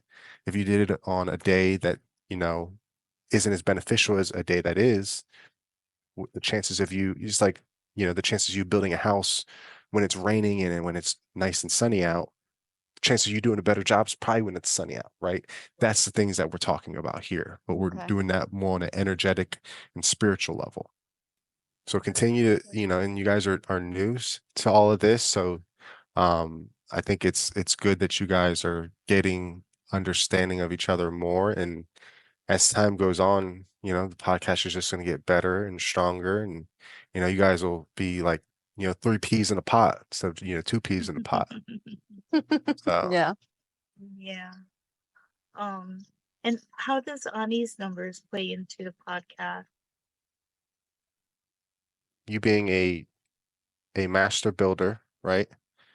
You taking lead on building, you know, their confidence up, building, you know, understanding the situations of what's going on, right? Allowing yourself to be that force, that structure, that foundation, right? So then everyone can build off of that strength that you offer, right? Mhm. In a very positive manner all the time. You know, you being an 11 life path allows for you to be very spiritual. So, tapping into those gifts, right? I'm not sure what you do in your personal life, but, really trying to do a lot of meditation, a lot of envisioning, right? A lot of, you could manifest at a high level. So once I'm not sure if that's something that you like to do or you do a lot of, but it's something that if you started doing, you can, do it at a very high level. And if that's something later on you ever wanted to talk about or try to get more knowledge on, I'd love to talk about stuff like that too. But using those gifts to put you and the team in a better situation, you can do that at a high level. So use those gifts, right? Because when those great things are happening to you, they're happening to them too, right? Mhm. Manifesting at that level. So also you want to be more charismatic, be more vocal, right? Put yourself in a situation where you're allowing that natural charisma that you have to be shown to the world as a light, right? So because people are going to feed on that. If people enjoy charisma, people enjoy that. So making sure that you shed more of that's going to be great. Um, I think that's where you fit in the most right there. Just making sure that you're keeping that structure, that foundation, and building these girls up, building yourself up, and allowing yourself to continue to be very spiritually in tune. And don't be scared to speak to your spirit guides and have them, give you guidance and messages and allow them to really open up, you know, parts and knowledge in your life that, is there waiting on you, right? Allow it in, accept it for what it is, right? You have some abilities to be able to speak to the spirit side of the world more than most people. So, with that being said, make sure that you're allowing that and you're taking advantage of that great gift. It's crazy how Yeah. accurate you are. She's the one that's always badgering us to meditate. She's the Yeah, meditator in the group. Yeah. Yeah. yeah, Yeah. I'm trying to, when I decide to know more about the spiritual life, I say I have to change my life first about what happened to me. I want to understand more. And I say, one day I say, Jeannie, I'm tired about that. I want to know, what happened to me. I want to know how many people feel the same. And I'm trying to, to meditate in every day. I'm trying. I'm not the best, Yep. but I see the difference in my life. When I make my decision, I see everything change in a good, like positive. Yeah. Everything is positive now when I decided. So that's why I'm here in the podcast. And I'm very happy to share with Good. Jeannie and Lenny. That's That's something awesome. new because all of my life I know about Lenny, but I never meet her before. We've That's my heard Yeah. first stories time. about each other. Yeah, Yeah. growing up. Yeah. And you guys, Yeah. your family in general, because I've obviously speaking with Lenny, I've heard about you guys. I've never met you guys, never got to talk to you guys until now. But she speaks very highly and she's always very excited about what you guys have going on or some of the conversations. And she'd be like, wait, we just talked about that the other week and stuff like that. So it's super cool to be able to Yeah. have like-minded people that share because Yes. honestly, in this world, like when you start down this path, it can get very lonely. It can Yes. get very, very lonely because you can't speak to everybody about this Nope. stuff. No. So, you That's got one of the main reasons for this podcast Exactly. actually is, I guess, for the lonely people that feel just the way you said, you know. I struggled a lot in the beginning. It was tough because I came from a background of very country, hard knock, just gritty. We don't talk about our feelings or this or what are you talking about? And I also, I grew up in the church, right? So Mhm. a lot of the thoughts that I have about, the way I grew up, I've challenged since being on this journey, and some still stand, some faded completely away, right? And that's okay. That's a part of evolving and growth, because if you can't challenge the things that you grew up being taught without your, I wouldn't say consent. I don't think that's the right word for it. Without your, like, when you're a kid, you're there, right? Hey, you're coming here with me, you're learning this, and you're just kind of around it, absorbing it, right? And if I never over time was like, that don't make as much sense as this. Um, Now that I read this makes more sense. I believe this more, right? If you can't decipher that, you're you're kind of just like a robot, right? Some people like calling it like an NPC, right? Mm. Non-programmable player. And you want to be able to have um, you know, be able to decipher things in your life based on looking within. What makes the most sense to me, right? The signs and synchronicities, being able to Yeah. use your intuition to decipher what they mean in your life. And Yeah. that's why it's always important to look within, because when you look within, that's what's going to make sense for you, right? You can be anything, especially with the way the world is now, they're trying to manipulate and, use all this programming with the apps and, the movies Social and media. TV, social media, right? They don't want people thinking the way we think, right? So they're trying to use every avenue possible to hinder us. But you being able to, fight against that and find some like-minded people that you can have these conversations with, so then you're not so lonely and you can bounce those ideas and like, you know what, I wasn't as crazy as I thought. I didn't think nobody else thought like that. That's I'm glad I'm not as crazy as I thought I was. Like, that Yeah. that's the important stuff. And it gets lonely and it takes time. But if you are willing to put in the time and also just be a person that doesn't care, like you're not evolving the way that you should evolve, it's always going to be a little lonely. It's always going to be a little tougher because you're taking the road that's Less that's traveled. less traveled, right? Mhm. So you're going to be moving those bushes out and hopping over tree branches and you know tree stumps and stuff like that. Like it's not supposed to be easy, because if it was easy, everybody'd do it. So, Exactly. just keeping that, understanding and willing to, when you do fall, get back up, right? Keep working at it. I think that's the most important thing. So when you got people like, I to share that with, it makes it a little easier. I Okay. always tell my boys, a mistake is only a mistake if you don't learn from it. If you don't learn from it, you're gonna repeat it. It's lost, wasted energy, wasted time because you didn't learn the lesson needed from it. So mistakes, things that happen to teach you, to Hmm. be a learning process. You learn through your struggles, you learn through your traumas and things like that. You're supposed to use those things as stepping stones in your evolvement, in the evolution of your soul and your spirit and stuff like that. So they're 100%. stepping stones. Like if it wasn't for my accident, I probably wouldn't be on this path. It forced me to have to sit down and really look at my life and look at myself and things that I had been ignoring all my life, that I was forced. My back was against the wall. I was forced to face these things. And it put me where I am. And it was one of the hardest things I've ever done in my life, was dealing with the catastrophes that followed the accident.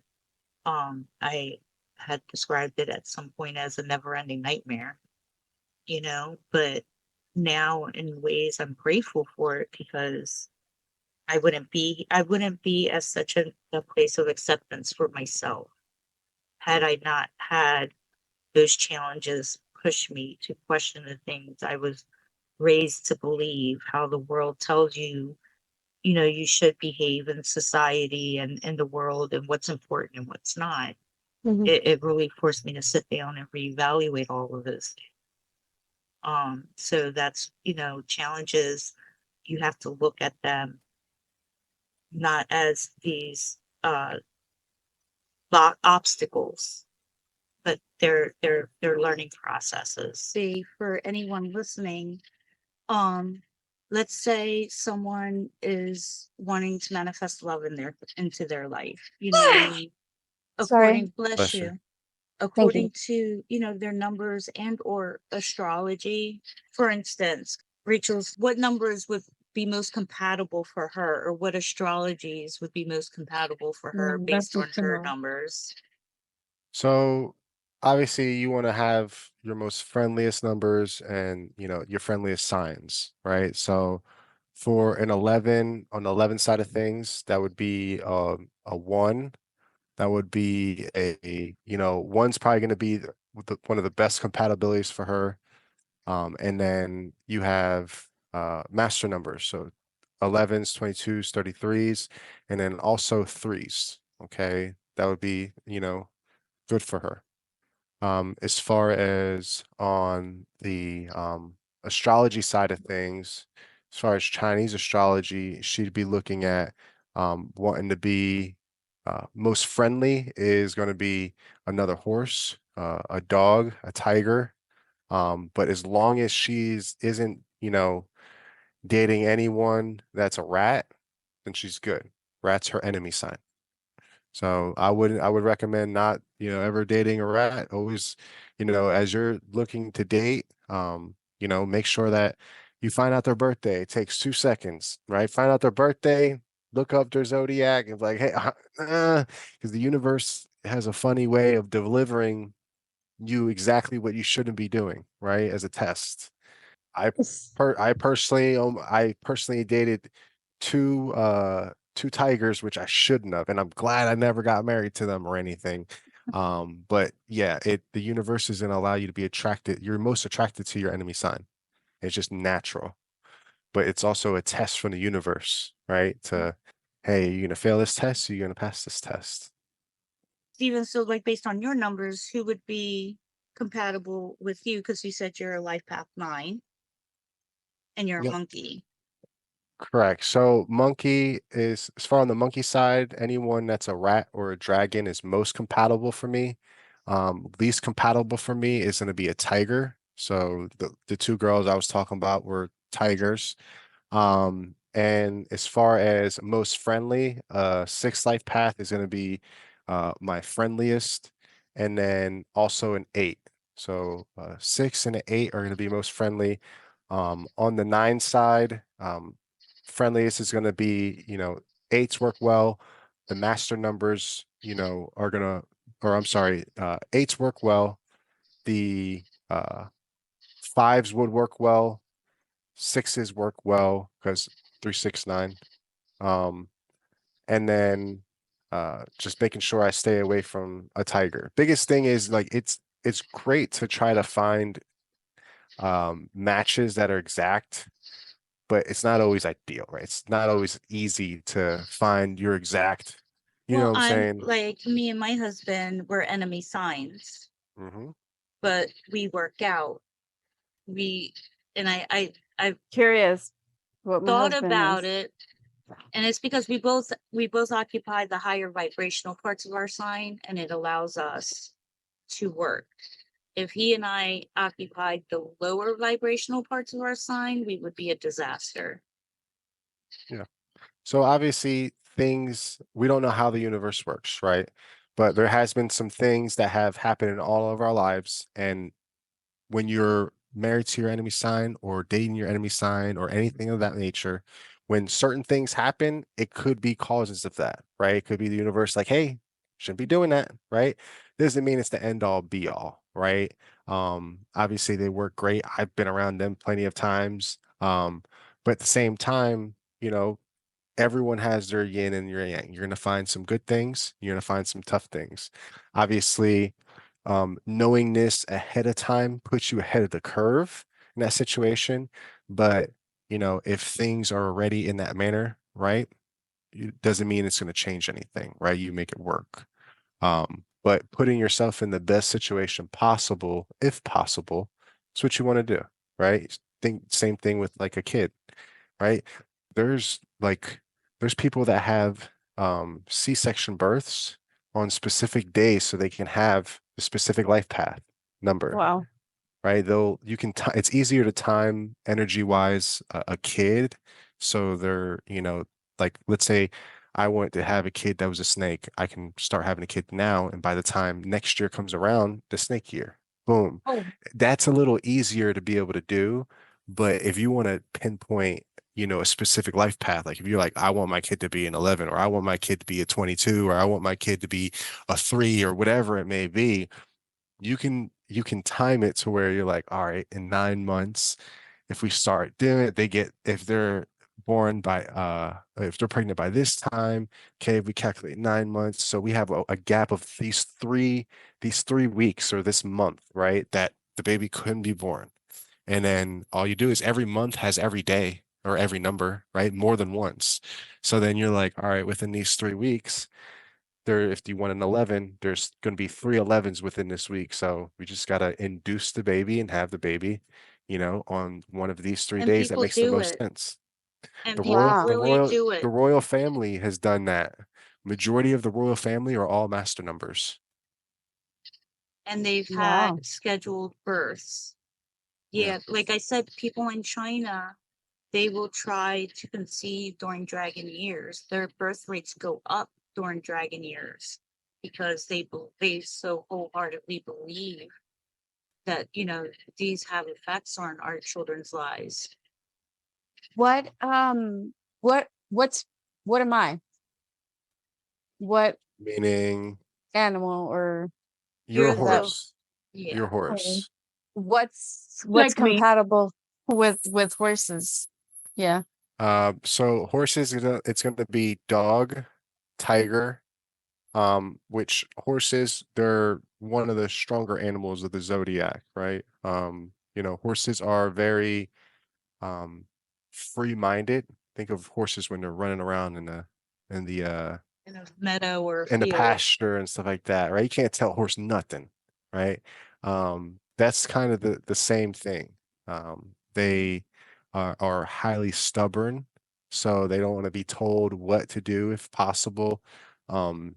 That's why your enemy sign is the rat, because the rat is the most manipulative sign there is. That's why if you ever hear the rats in the horse stables, the horses freak out, right? They're enemy signs. So naturally, even in real life, they conflict and go against each other. So, horses are going to be very, strong spirited, very sociable. So you're going to be able to talk well, hardworking. Think about horses. They're always, working hard, racing, whatever it is, pulling things, very durable. So, have a lot of energy, be a little more, outgoing, right? But definitely having that rebellious spirit, if you could say. Which is crazy because I'm scared of most animals, but I've ridden horses. There's something about them that I You love. have an I think they're so affinity. beautiful. Yeah.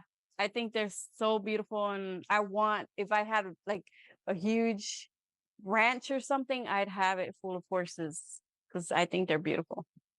Well, I wouldn't be love bad. It them. wouldn't be bad to have one around if you can, being a horse. So And Uh, Ani is, she's a horse as well. that's right. So no rats. So no No rats. No, as long as you don't have rats around, you're good. well, So if that's, Stay you away see a from rat, me. you better go torture them. it's crazy because I Me recently or had a him? dream with a Both of rat. you.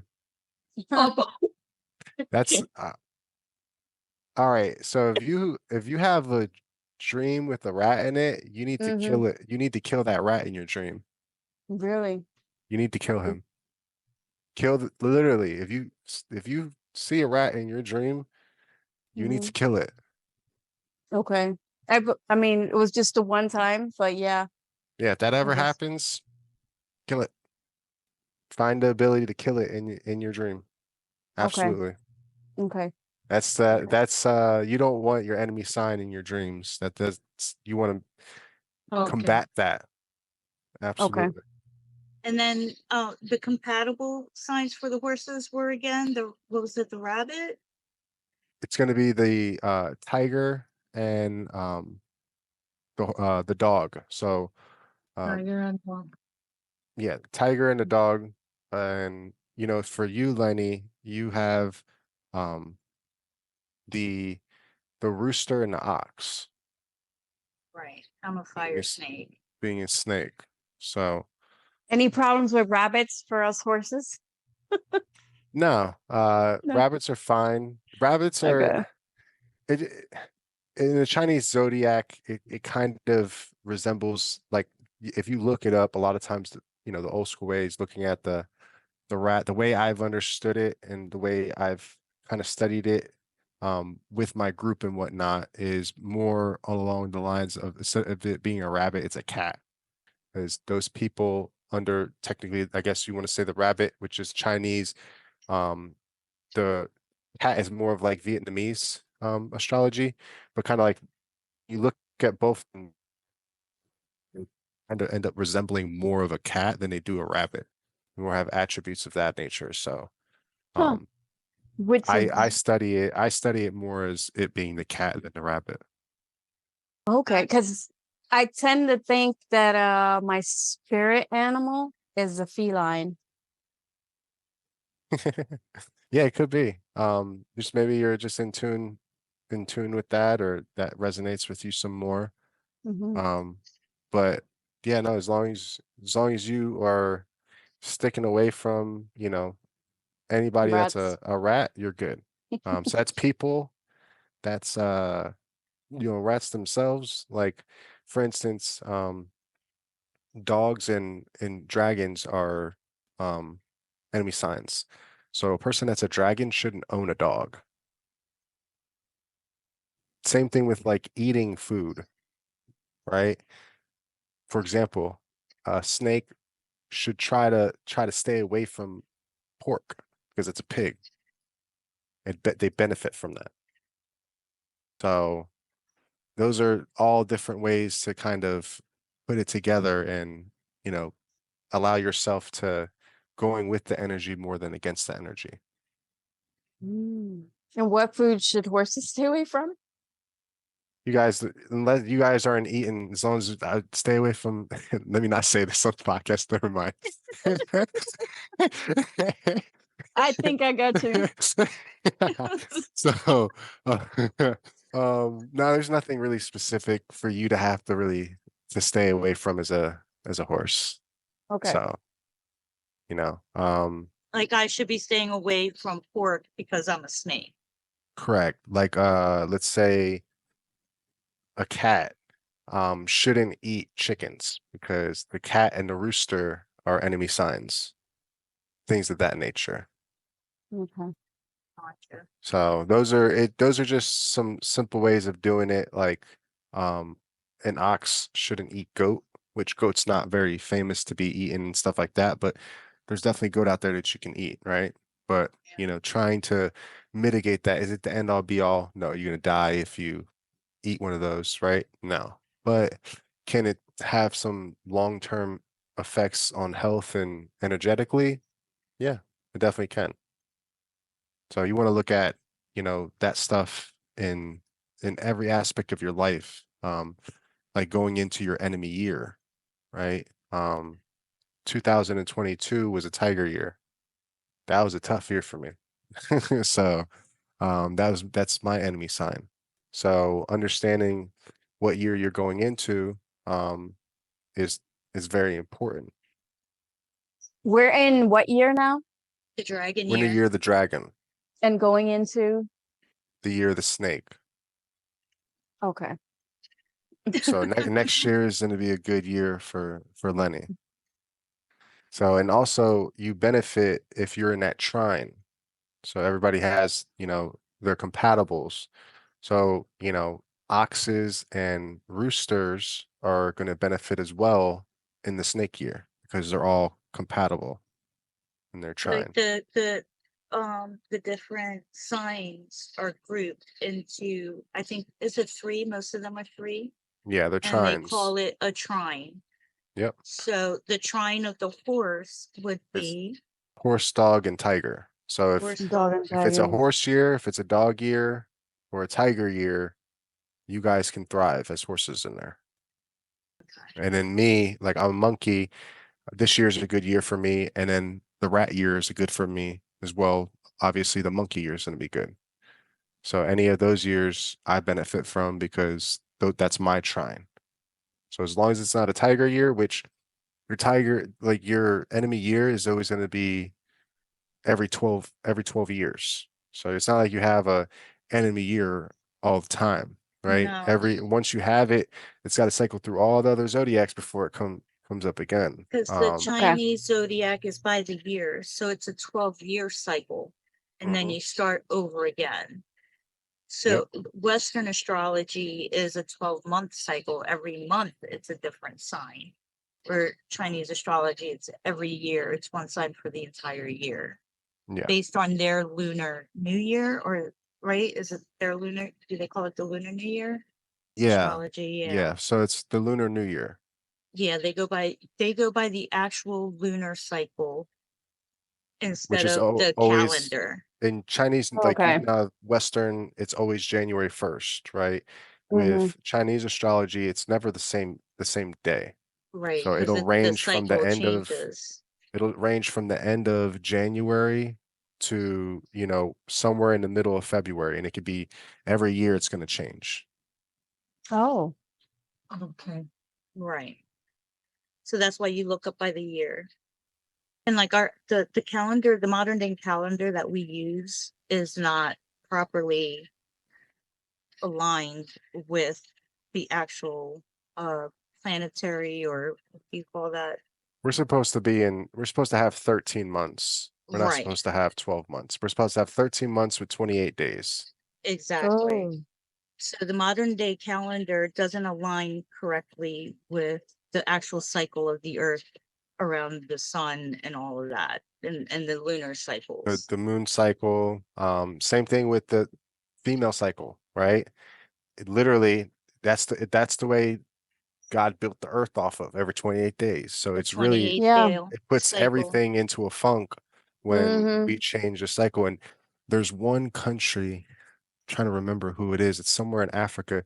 It's Kenya or somebody. They still use the old cycle, and they're in like 2011 only, based on the way they live life.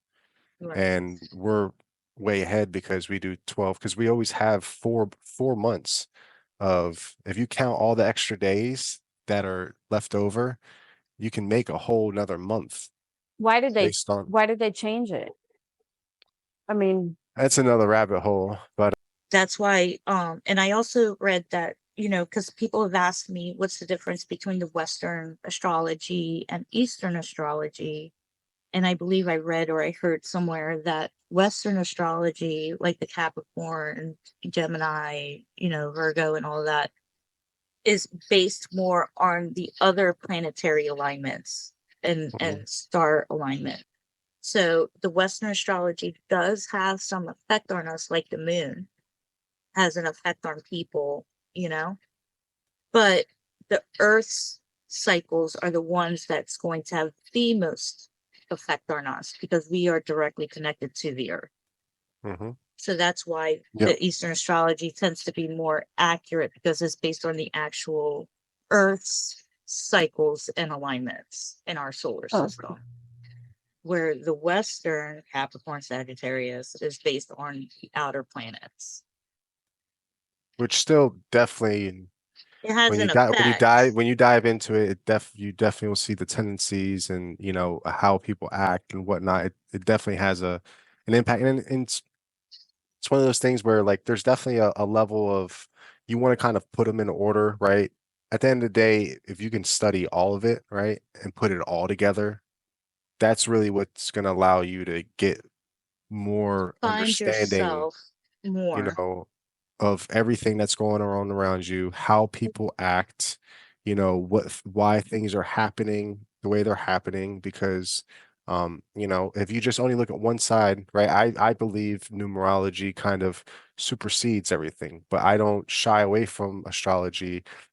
Eastern, Western, there's, Vedic astrology, there's letterology, your name. Yes. calculated. It's based on something as well. Like And that has effects. all of it has It's effect, you it's know. like I tried to explain it to our one brother. Um, every person is an orchestra or a symphony. So you could be a 33-6 like me, but I have other things like my snake sign has effect on me. Mm-hmm. Where I was born has effect on me. Where my name has effect on me. So even though I could have those core 33-6 traits, a lot of little things will be different than other 33-6s because of all the other variables in your life. So 33 horse would be, Scorpio would be different than a 33-6 rat that's a right, Capricorn. Like they're gonna have everybody is an share the 33 orchestra. stuff, but everything else is gonna be that's why it's so important to understand all of them. Like she said, all of them. You have to understand the entire makeup that makes up you, the people Mm-hmm. around you and the world around you. And when you do that, it's a blessing. Stephen brought numerology into my life. It's a blessing because it made me understand so much more about myself. That was like one of the clicks that stopped denying what you've been told your entire life, Lenny. When he told me I was a 33-6, like it all fit together. All these little pieces I've been gathering, this was why all those pieces tied together and make me who I am. So when you look at your entire makeup, it gives you a better fundamental understanding of who you are and what drives you. The things your strengths and your weaknesses. How to maneuver, how to listen to your intuition. So because my thing is knowledge and all of that, my intuition is always telling me, learn about this, learn about that, why do I want to learn about all of this stuff? Because if you don't learn, you can't teach. Mm-hmm.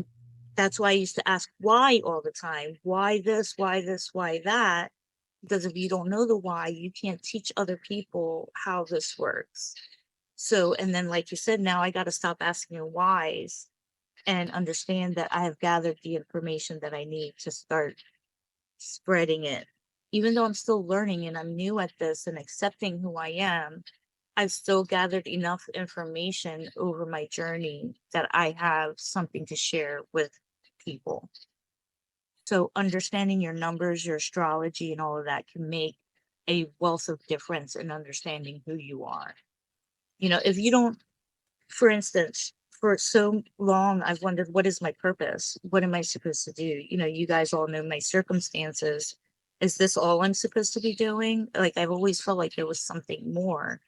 And finding out that I'm the teacher and then you coming to me with the podcast, it all like fell into place. If you don't understand yourself and if you don't know yourself, you're like a blind man walking in the dark.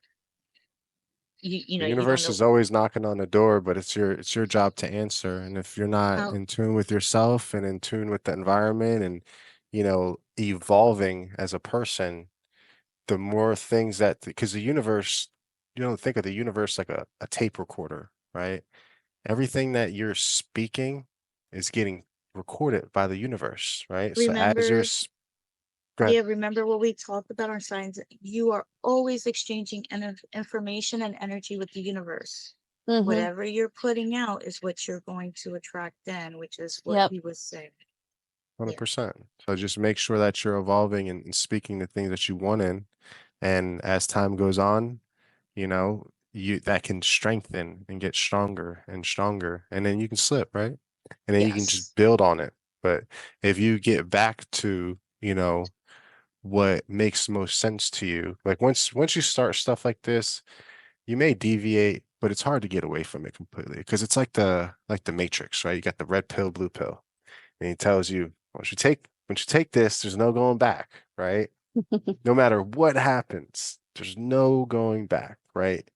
Because at the end of the day, an enlightened soul it's always going to reminisce with them, right? They can get away from it, but at the end of the day, something's gonna knock on the door like, man, that reminds me of this, or that The makes a lot more sense signs. than this. Like, and I could try to like, But in the Mm-hmm. back of your head, you already know, right? You can't play yourself. You can't play the universe, right? So why not go down the path? Why not try to continue to evolve, try to get better, try to fight against what's fighting against us? So, you know, when you think about like the movie The Matrix, it's a really, if you guys haven't seen it, as you know, more after going through a spiritual enlightenment and stuff, Mm-hmm. I would recommend watching that again. Watching it again. It's very eye-opening. Like after I didn't watch it The for like years. symbolism, the From symbolism and metaphors that they have in the movie. as a kid, I seen it and I was like, yeah, I remember it, you know.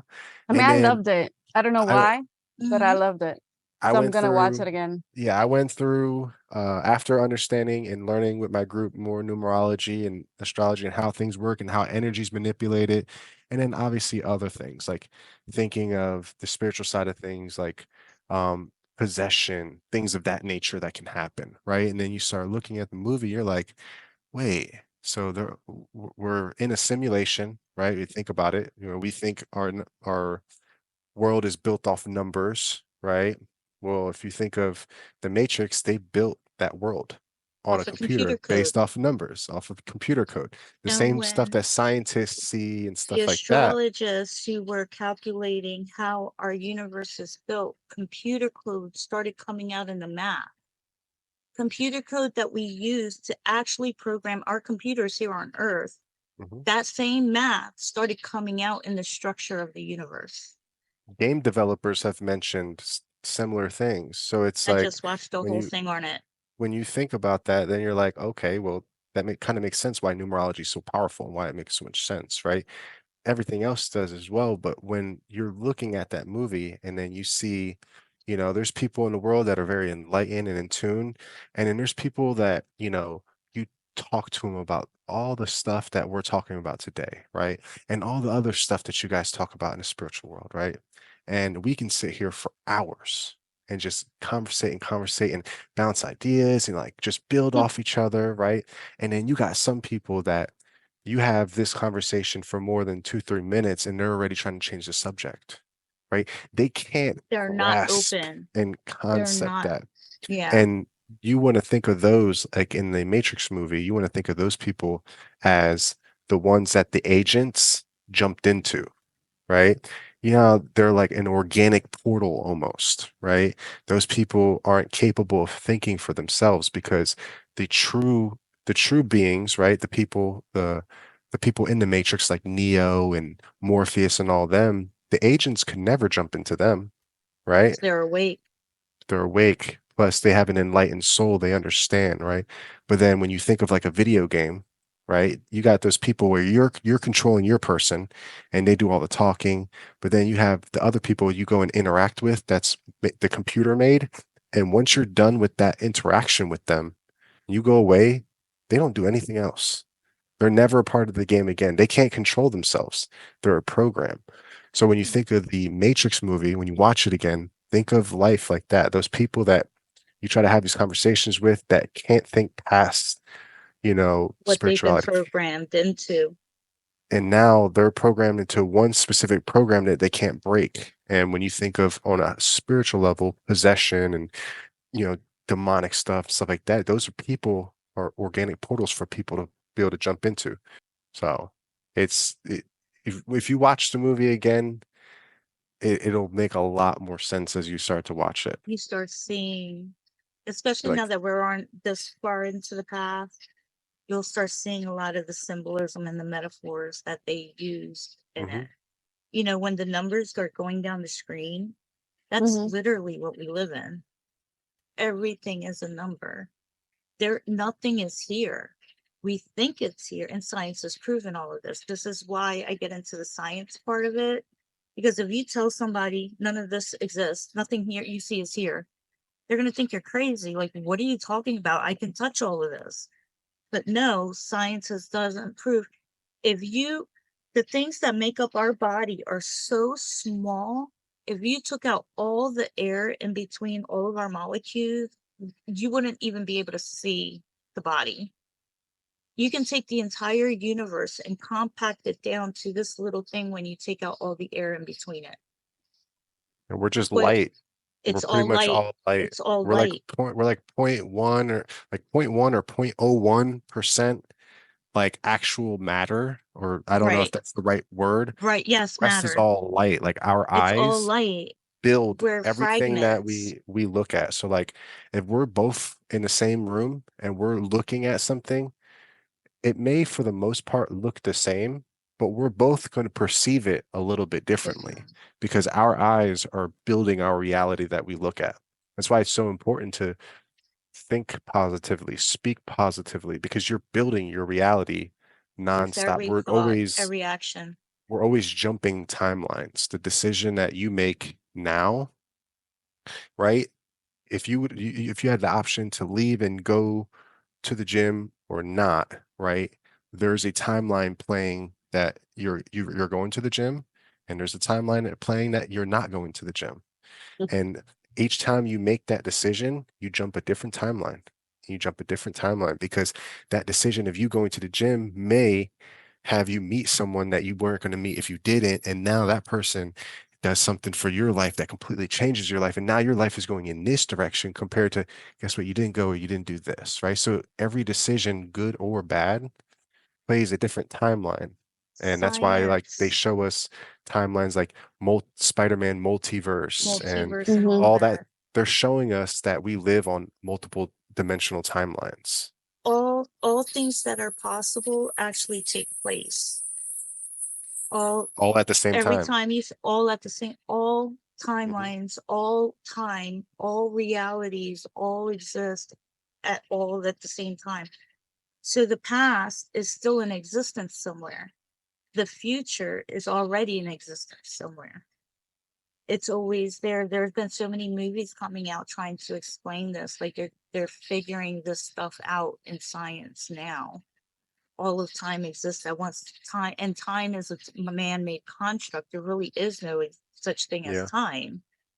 It's just a placement in the universe. Time isn't a real thing. It's just your place in the universe where you are in that moment. It's very mind-bending. Like when you try to really think about it and what does that mean, and you play it out. Well, if that means this, then that means this. But how can that be if that means that? Every form of your existence exists somewhere in time all at the same time. Your higher, your Your higher, your your lower, your highest, past, your future, your present. your highest, most elite version of yourself, okay, consciously, spiritually, that you can think of, the person that you, if you could build yourself and who you would want to be perfectly, that person actually exists already Actually at the exists. highest level. And then you got yourself, you have your lowest vibrational, worst decision-making Timelines. person that exists as well. And as you're making every decision in your life, you're either moving closer to that person at the highest, at your higher being, Vibration or the or you're lower moving closer vibration. to your lower. So every decision is just you stepping on that Creating your towards that path. reality. Yeah. And every time you decide to go this way, a part of you splits off and goes that way as well. They're starting to prove it. And Einstein says it's all has to do with quantum physics.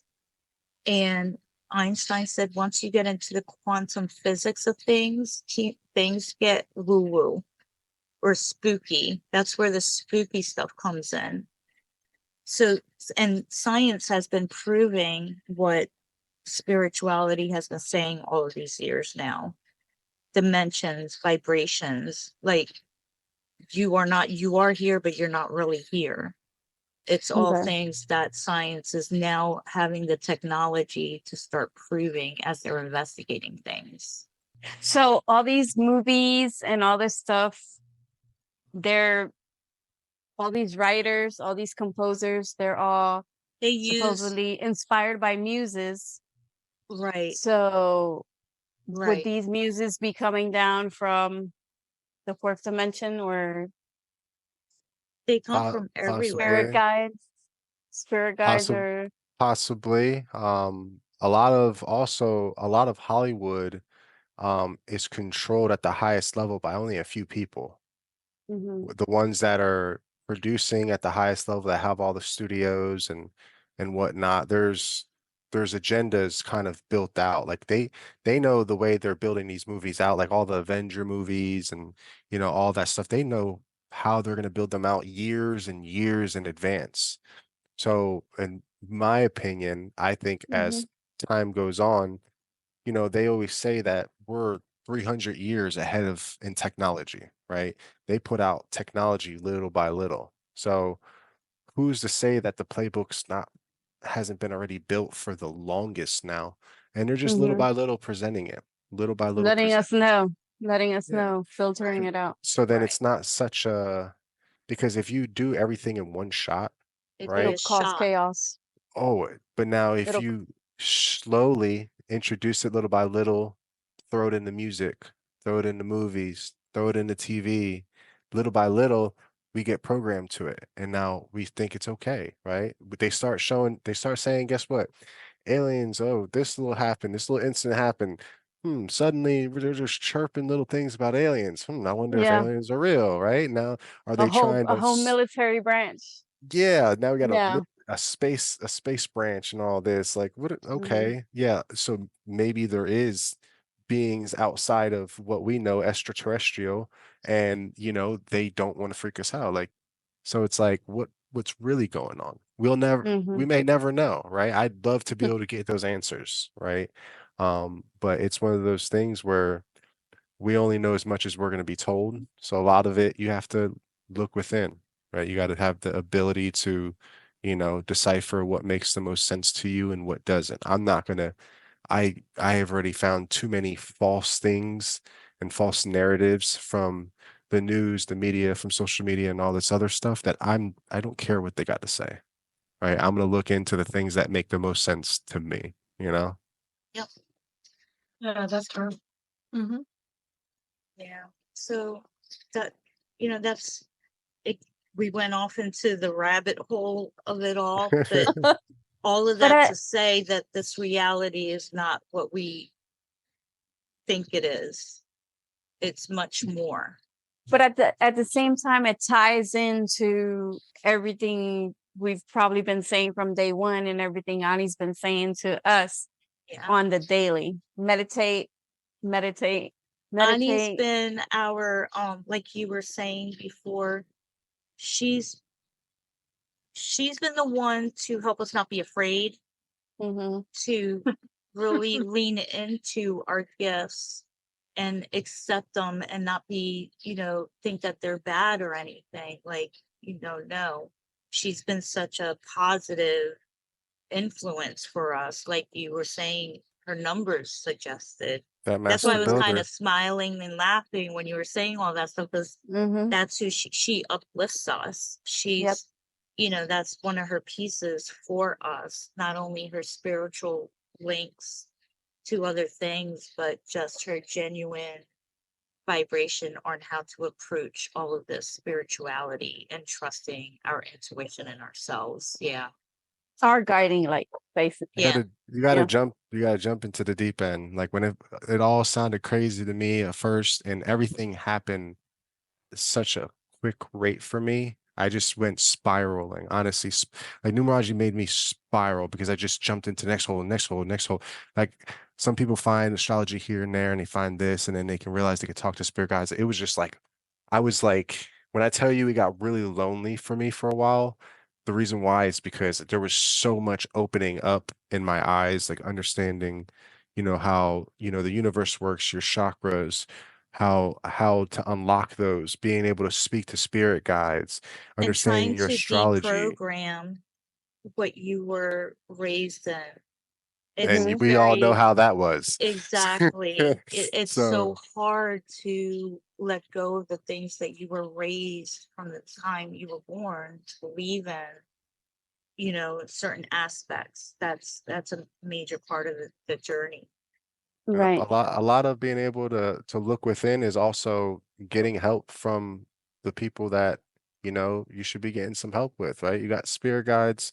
Spirit guides are a real thing, right? Being able to speak to your spirit guides and not being afraid to have that connection and build that connection, right? That's been our thing lately. We've been really connecting with our guides. They have been coming through a lot for us lately. I remember Mhm. Yeah.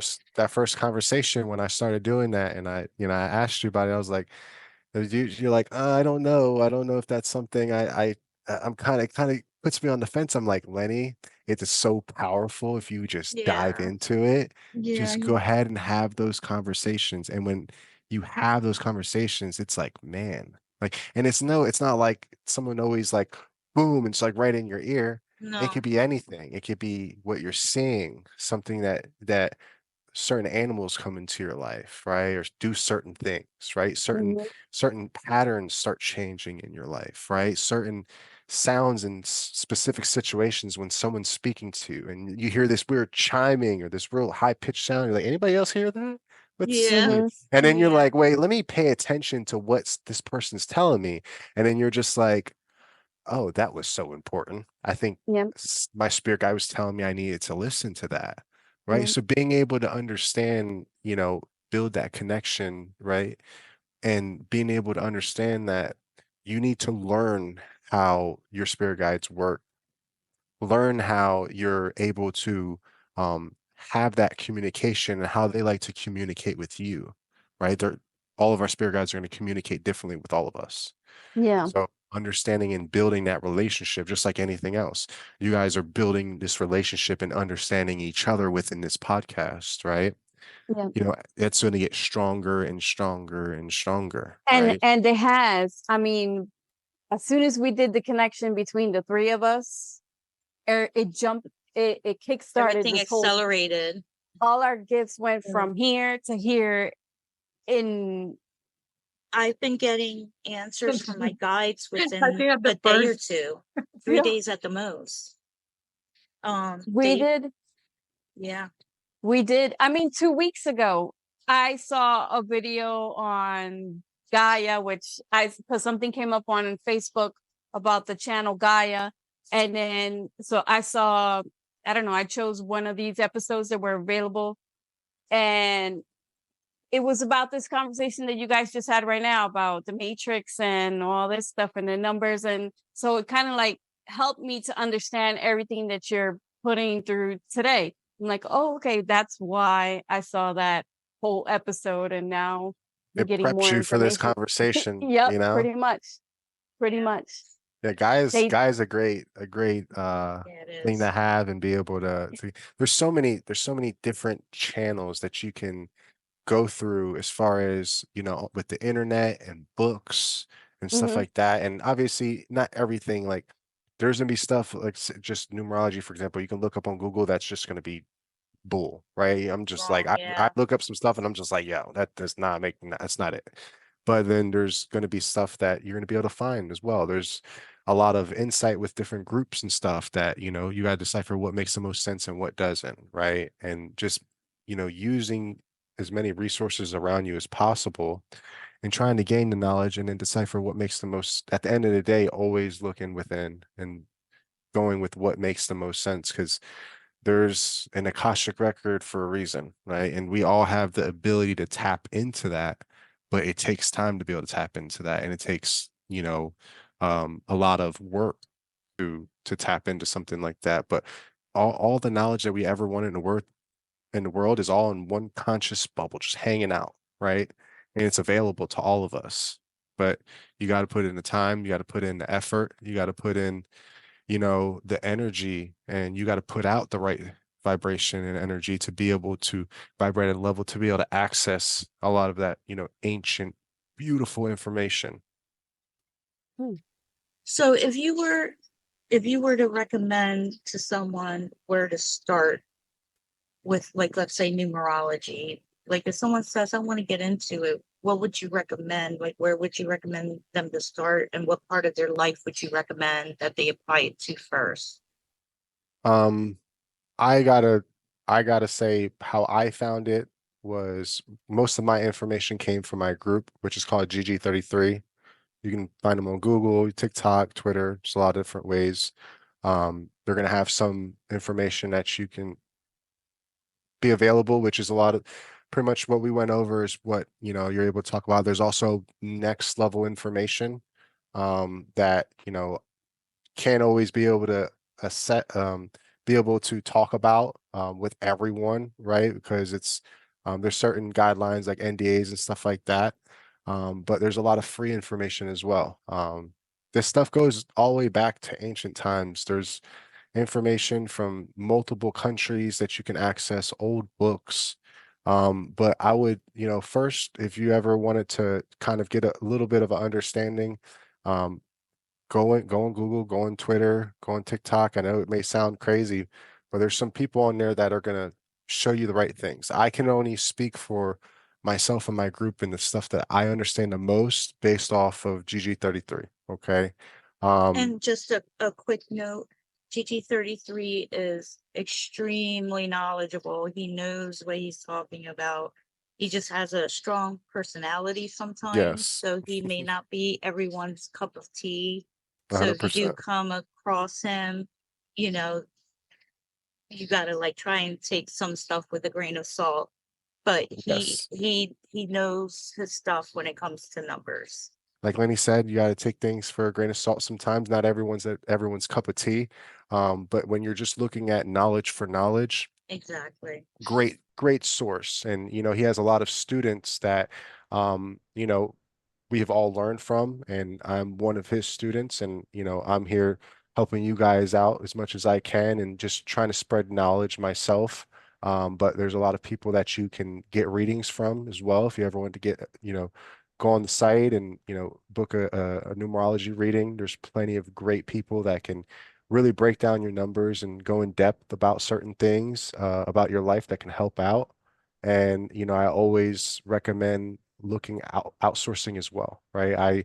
I love my group and I gain a lot of knowledge from them, but I also know that there's a lot of people that have gained, you know, great knowledge in other avenues, right? Other books, you know, there's other great people like, for instance, you know, Steve Jobs and Mark Zuckerberg both went to India to learn numerology at a high level before starting both of their successful companies, right? Who are some of the people that they learned from? I don't know, but they learned from some great people. So there's great master teachers out there, right? And at the end of the day, making sure you know, go with what resonates with you the most and just being open to knowledge and, you know, finding out what makes the most sense to you. I think that's the most important, but definitely applying it in every aspect of life. Anything you can apply a number to, whether it's, you know, your significant other's uh birthday, right? Making sure they're not your enemy sign, stuff like that. Finding a spouse, finding a boyfriend, girlfriend, A you know, career, what a interests career. you, your Don't passions, where would you don't be good at?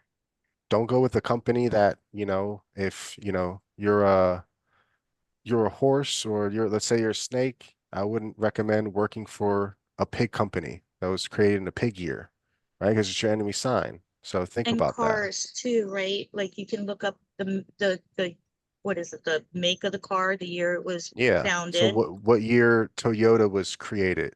And if it was created in your enemy year, don't get a Toyota, right? Also, um, the year of the car.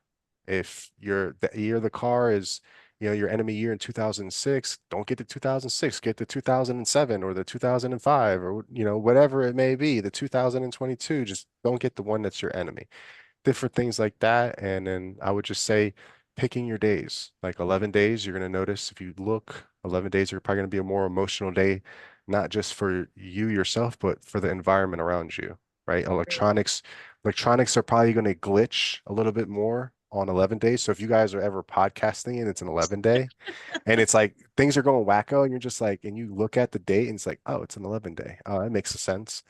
Trying to control your emotion on an 11 day is something that you can do, right? And like 3 days are great for communication, right? Communicating and being outgoing. You know, try to put that into every aspect, setting up your trip, right? Five's the number of travel.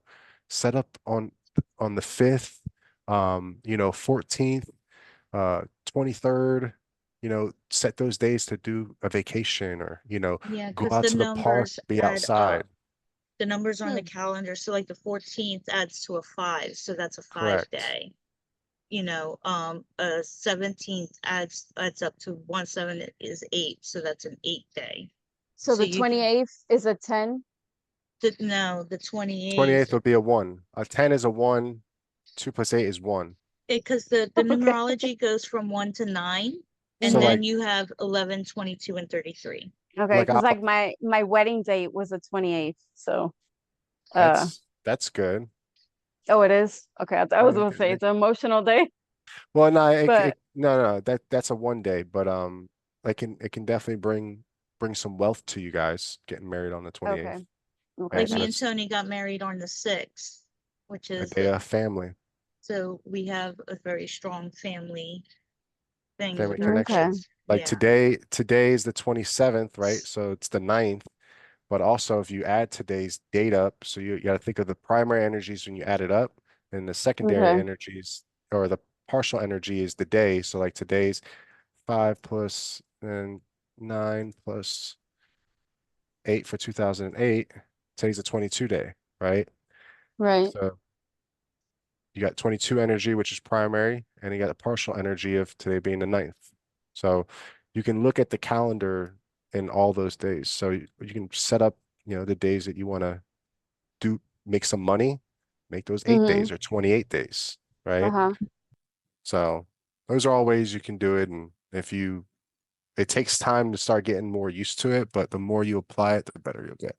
Okay.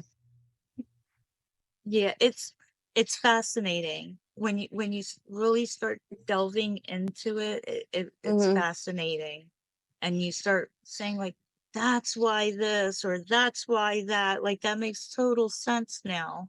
Mm-hmm. Mm-hmm. Yeah. Turns into a habit. I'm always figuring out people's birthday and like find like with even my clients, like I do it with my clients. Like when I'm, helping out my clients, I'll calculate their birthday and I'll figure out what their astrology is because then I know who I'm speaking to. So I know if you're going to be, if you're a 7, I know you're probably not going to talk a lot. You may be kind of, subtle. If you're a 3, Okay. you're probably going to talk Okay, my so head off. you don't go crazy over people asking you all the time. It's actually you use it to your I benefit. Oh yeah, absolutely. And it's not, don't get me wrong, like we're having great discussion and we're going boom, Mm-hmm. boom. I'm talking now. I don't get to do this with nine out of 10 people I'm around, Okay. Uh, I got good friends that they're just my good friends, right? I don't get to share this with them. We share a lot of other things in life that are great and we get to enjoy that. But I don't really have too many people at all that I truly share this with that I can sit here for hours every day and talk about Mm-hmm. stuff like this all day. Okay. But I don't get to share that. And when I finally started on this journey in the beginning, I was like shoving numerology and stuff down people's throat. Like, what do you mean you don't understand? Like, what are you talking about? Like, this, how does that not make sense? Like, why are you Because changing this, bro? your Does this mind not intrigue blown. you? Like, Yeah. and not everybody wants to go down that rabbit hole. Like I was saying before, you got the red pill and the blue pill. Like, once you Mm-hmm. take the pill, there's no going back, right? It Mm-hmm. doesn't go away. So like I had to realize that I have to meet everyone where they're at. And there's not one person I really show it to that has taken the time, at least even a little bit, to really understand. They're like, oh, that kind of does make sense. But they're not willing to jump down the rabbit hole. And that's fine. Okay. And I started realizing that I was controlling more of my emotional energy rather than like thinking everyone needs to understand it. Why don't you want it? Rather than that's not my job. My job is that, here and there I may bring it up and then it'll make a lot of sense and they may ask some more questions and then we'll go from there. And if they ask a little more and then all right, cool. And then I'll just start going down the rabbit hole if they want to jump in. But if not, I'll leave it go and we'll change the subject. So Okay. once it took me some time to get to that, but now I'm at the point where I can feel it. I can see it. I can, I understand if it's there and if it's not, it doesn't hurt my feelings. I'm like, all right, cool. You can keep looking at the world the way you want to. And I have some extra cheat codes that you don't have and you are missing out. Mm-hmm. All done? Right. Yeah, I guess. Yeah. But don't go away. Yeah. And if there's ever a day that you guys, you know, in the future want to, you know, have me back and dive We into do. or this or even We any do. other subjects. I love talking about this. I can do this all day. So whether it's Yeah. about, you know, numerology, astrology, just spirituality and energy and how it works and all that stuff. I'm still learning Okay. a ton. And I'm very green to all of this still. I'm very green in numerology and astrology still, but you know, I know more than the average person, that's for sure. You know, but Yeah. there's a lot of the people that I'm learning from are way ahead of me, and I'm very grateful for, you know, all the knowledge that they've been able to help me with. So I definitely got to give homage to them. And that's the whole purpose of the journey of life is you're sent to certain places at certain times to assist other people and other people there to assist you. You Yep. know, Mhm. so everybody's on different places in their path, but those paths intersect sometimes. And you know, this one could be on the first quarter of their path, but this path crosses over when they're in the third quarter of their path. But there's something they can learn from each other. There's something that they can they're there for a reason to help each other get even further along. So, you know, you can learn from people who are not as far as long from you, not as far along as you. There's always something you can learn from people. But I always, always look towards what can push you further along your path, like information and things like that. Learn from Actually, those around you. I have another question. And you feel free to answer or not answer, or tell us, you know, if you're comfortable with answering or not. Um, you being on your numerology journey and how you discovered it and how you got into it and how you fell down the rabbit hole. How would you identify yourself on a psychic level or with the Clair abilities or anything along that line, if How about any? like since Do you like since do you going on the identify journey, do yourself I with have any like specific gifts Do that you I've have you identify with yeah. any of the Clairs? I'm still learning that. I think I have unlocked some abilities that have allowed me to understand more of myself and those around me. I Mhm. definitely have the ability to know when my spirit guides are trying to get my attention, which I think has helped, you know, a ton, whether it's through like animals, certain sounds, certain wacky things that are happening around me, glitches that are going on. Um, Also, it may sound kind of weird, but at times, depending on who I'm with, um, some telepathy I feel like can happen, which I thought is He's clear pretty cool. cognizant, right? So You're there's some stuff that I can kind of register if I'm around you enough, or there's a specific vibration, or let's Reading say of the vibrations. you know, I'm a firm believer in like some psychedelics and stuff like that, so I like those. Those have helped enhance certain situations as well. But I'm still very green to it, and I'm still trying to decipher some things myself because sometimes, you know, you question, you're like, is that is that what I think it is? That might uh, and so you Mhm. kind of you have some of those situations that happen.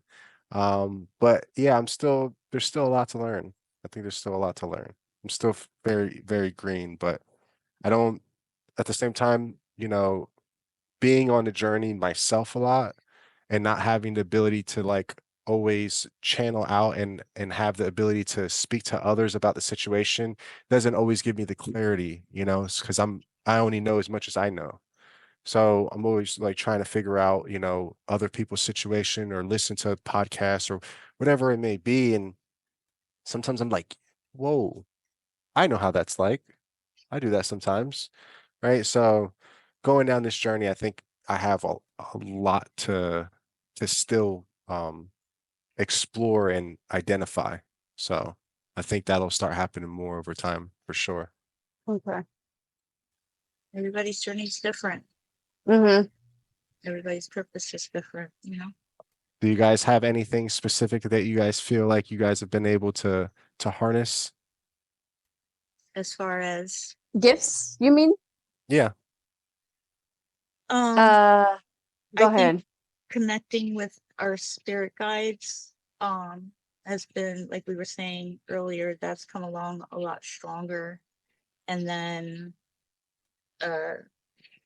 Jeannie's been having new things happen to her Yeah. that she's never experienced before. And Mhm. Ani, I think she's receiving much more. Mhm. Yeah. Getting like downloads and stuff like that. Yeah. And I can say they both identify with we all three identify with all four Clairs. So Yeah, the if you're four familiar with main. them, with the Yeah. four main Clairs, yeah. And Jeannie has Claire Gustance Taste and and I forget the other one, taste and smell. taste and smell. She didn't realize it was Also. something she was dealing with all her life. And then Mhm. she was like, oh my God, other people aren't smelling these things. Yeah. Or tasting. Yeah. Yeah. That makes sense. Well, it's you guys have a great name for the podcast. And as time goes on, you guys will start understanding each other's gifts and unlocking more of them. And you know, it's cool to see you guys in your element and enjoying it. So Yeah, we do. Ani, Thank you. what has expounded most for you? Has it, tú has recibido más mensajes ahora, tú has recibido, o qué que te, ¿Qué es lo más que ha resonado para ti de los dones? Como la parte de más conectar con los espíritus, como más medium, her mediumships has Yeah. expanded? because I Connection, yeah. always had clairaudience, ¿cómo se llama esta? Clairsentience, Claircognizant or claircognizance, clairvoyance? No, la de ver, Clairvoyance. clairvoyance. clairvoyance and claricognizance, but Mhm. now more I can connect with this, with the spirits, with the passed away. Ahora más, more. Mhm. well, that'll continue to grow now that you understand that, you know, as a 22, you have that ability. So, you know, just keeping that in mind and building off of that, it's just going to get stronger. So good thing that you're aware of it and you Yeah. have the ability to manage it.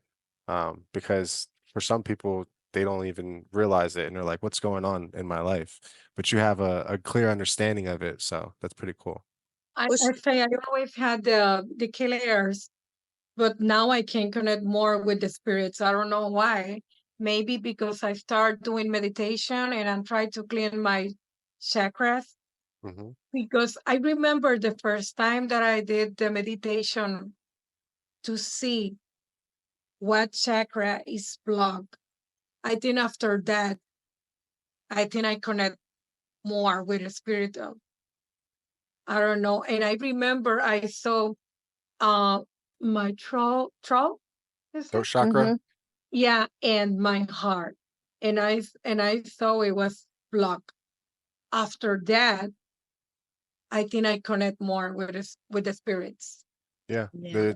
Your throat chakra is one of the hardest ones to unlock. And once you unlock it and you start working on it, it's one of the most powerful ones that give you abilities like that. So um, biggest thing is understanding that just because you and this is just obviously for the journey, once you start unlocking them, it's never ending work to keep them unlocked, right? Time can happen and things cloud back up. You can cog all the way back down to the root chakra again, right? And you got to keep working Yeah. to continue to cleanse them and unlock them, so then that you can continue to build on your gifts and stuff like that. And that's everybody, because there's always situations in life that can trigger you certain ways, right? The universe is throwing curveballs at you, which can automatically, as humans, make us go into certain state of minds and feelings, right? Which in turn can start to close up some of those chakras. So making sure that you're always, you know, working through all of them and knowing that it's a Yeah. nonstop, just how we work on ourselves, you got to work on that you know, all the time, making sure that you can continue to have that full connection. Because when Maintenance. Yes. it's like your power plant, right? When you got when everything's on full cylinder, feel like invincible, right? But then, when things are going bad and the universe can, throwing those curveballs, sometimes it could be easy to start shutting down and, may go in a different mind state and stuff like that, which is going to start to cause that, and just being willing to do that work, constantly. So, Yeah. I know my life changed. and it's just the Yeah. beginning. It's going to continue to change, Yeah. For the So better. you guys Always found for the something better. that kind of helps you. It's cool that you guys are doing this together, because you guys have the ability now to balance off each other. And when one person's, not feeling as well, or maybe having a tough time or something like that, you guys can continue to work with each other on each other. And Mhm. you're not on a journey alone. So it allows you to really be able to continue on your path and keep it going and stay consistent. So Yeah. They're a blessing. Like a real blessing. I don't, you know, there's so many people who help get me to where I am right now. And trust me, I had a long, long way to go. I know that. But I've also come a long way to acceptance and everything. And it's been them and you, like, you know, reinforcing in me, accept and just accept it, stop fighting. yeah, So yeah. spread your wings and fly. No reason to hold back. Yeah. It's That's scary true. at first, but once you're in the air, you're good. Yeah. Yeah, it's still a little scary. I keep saying this is like jumping out of a plane without a parachute for me. Yeah. I'm so Yeah, because where you were trying to shove numerology in down people's throat, we've been hiding behind the curtain, yeah. peeking Yeah, you pretty Yeah. much. gotta. So we're gonna be out there. Everyone starts somewhere with all this stuff. You can look at some of Exactly. the biggest people and their platforms, and if you watch their first 10 videos, you can go to any big YouTuber or podcaster or anything. When you watch their first 10 videos, you're just like, wow, man, they've came a long way.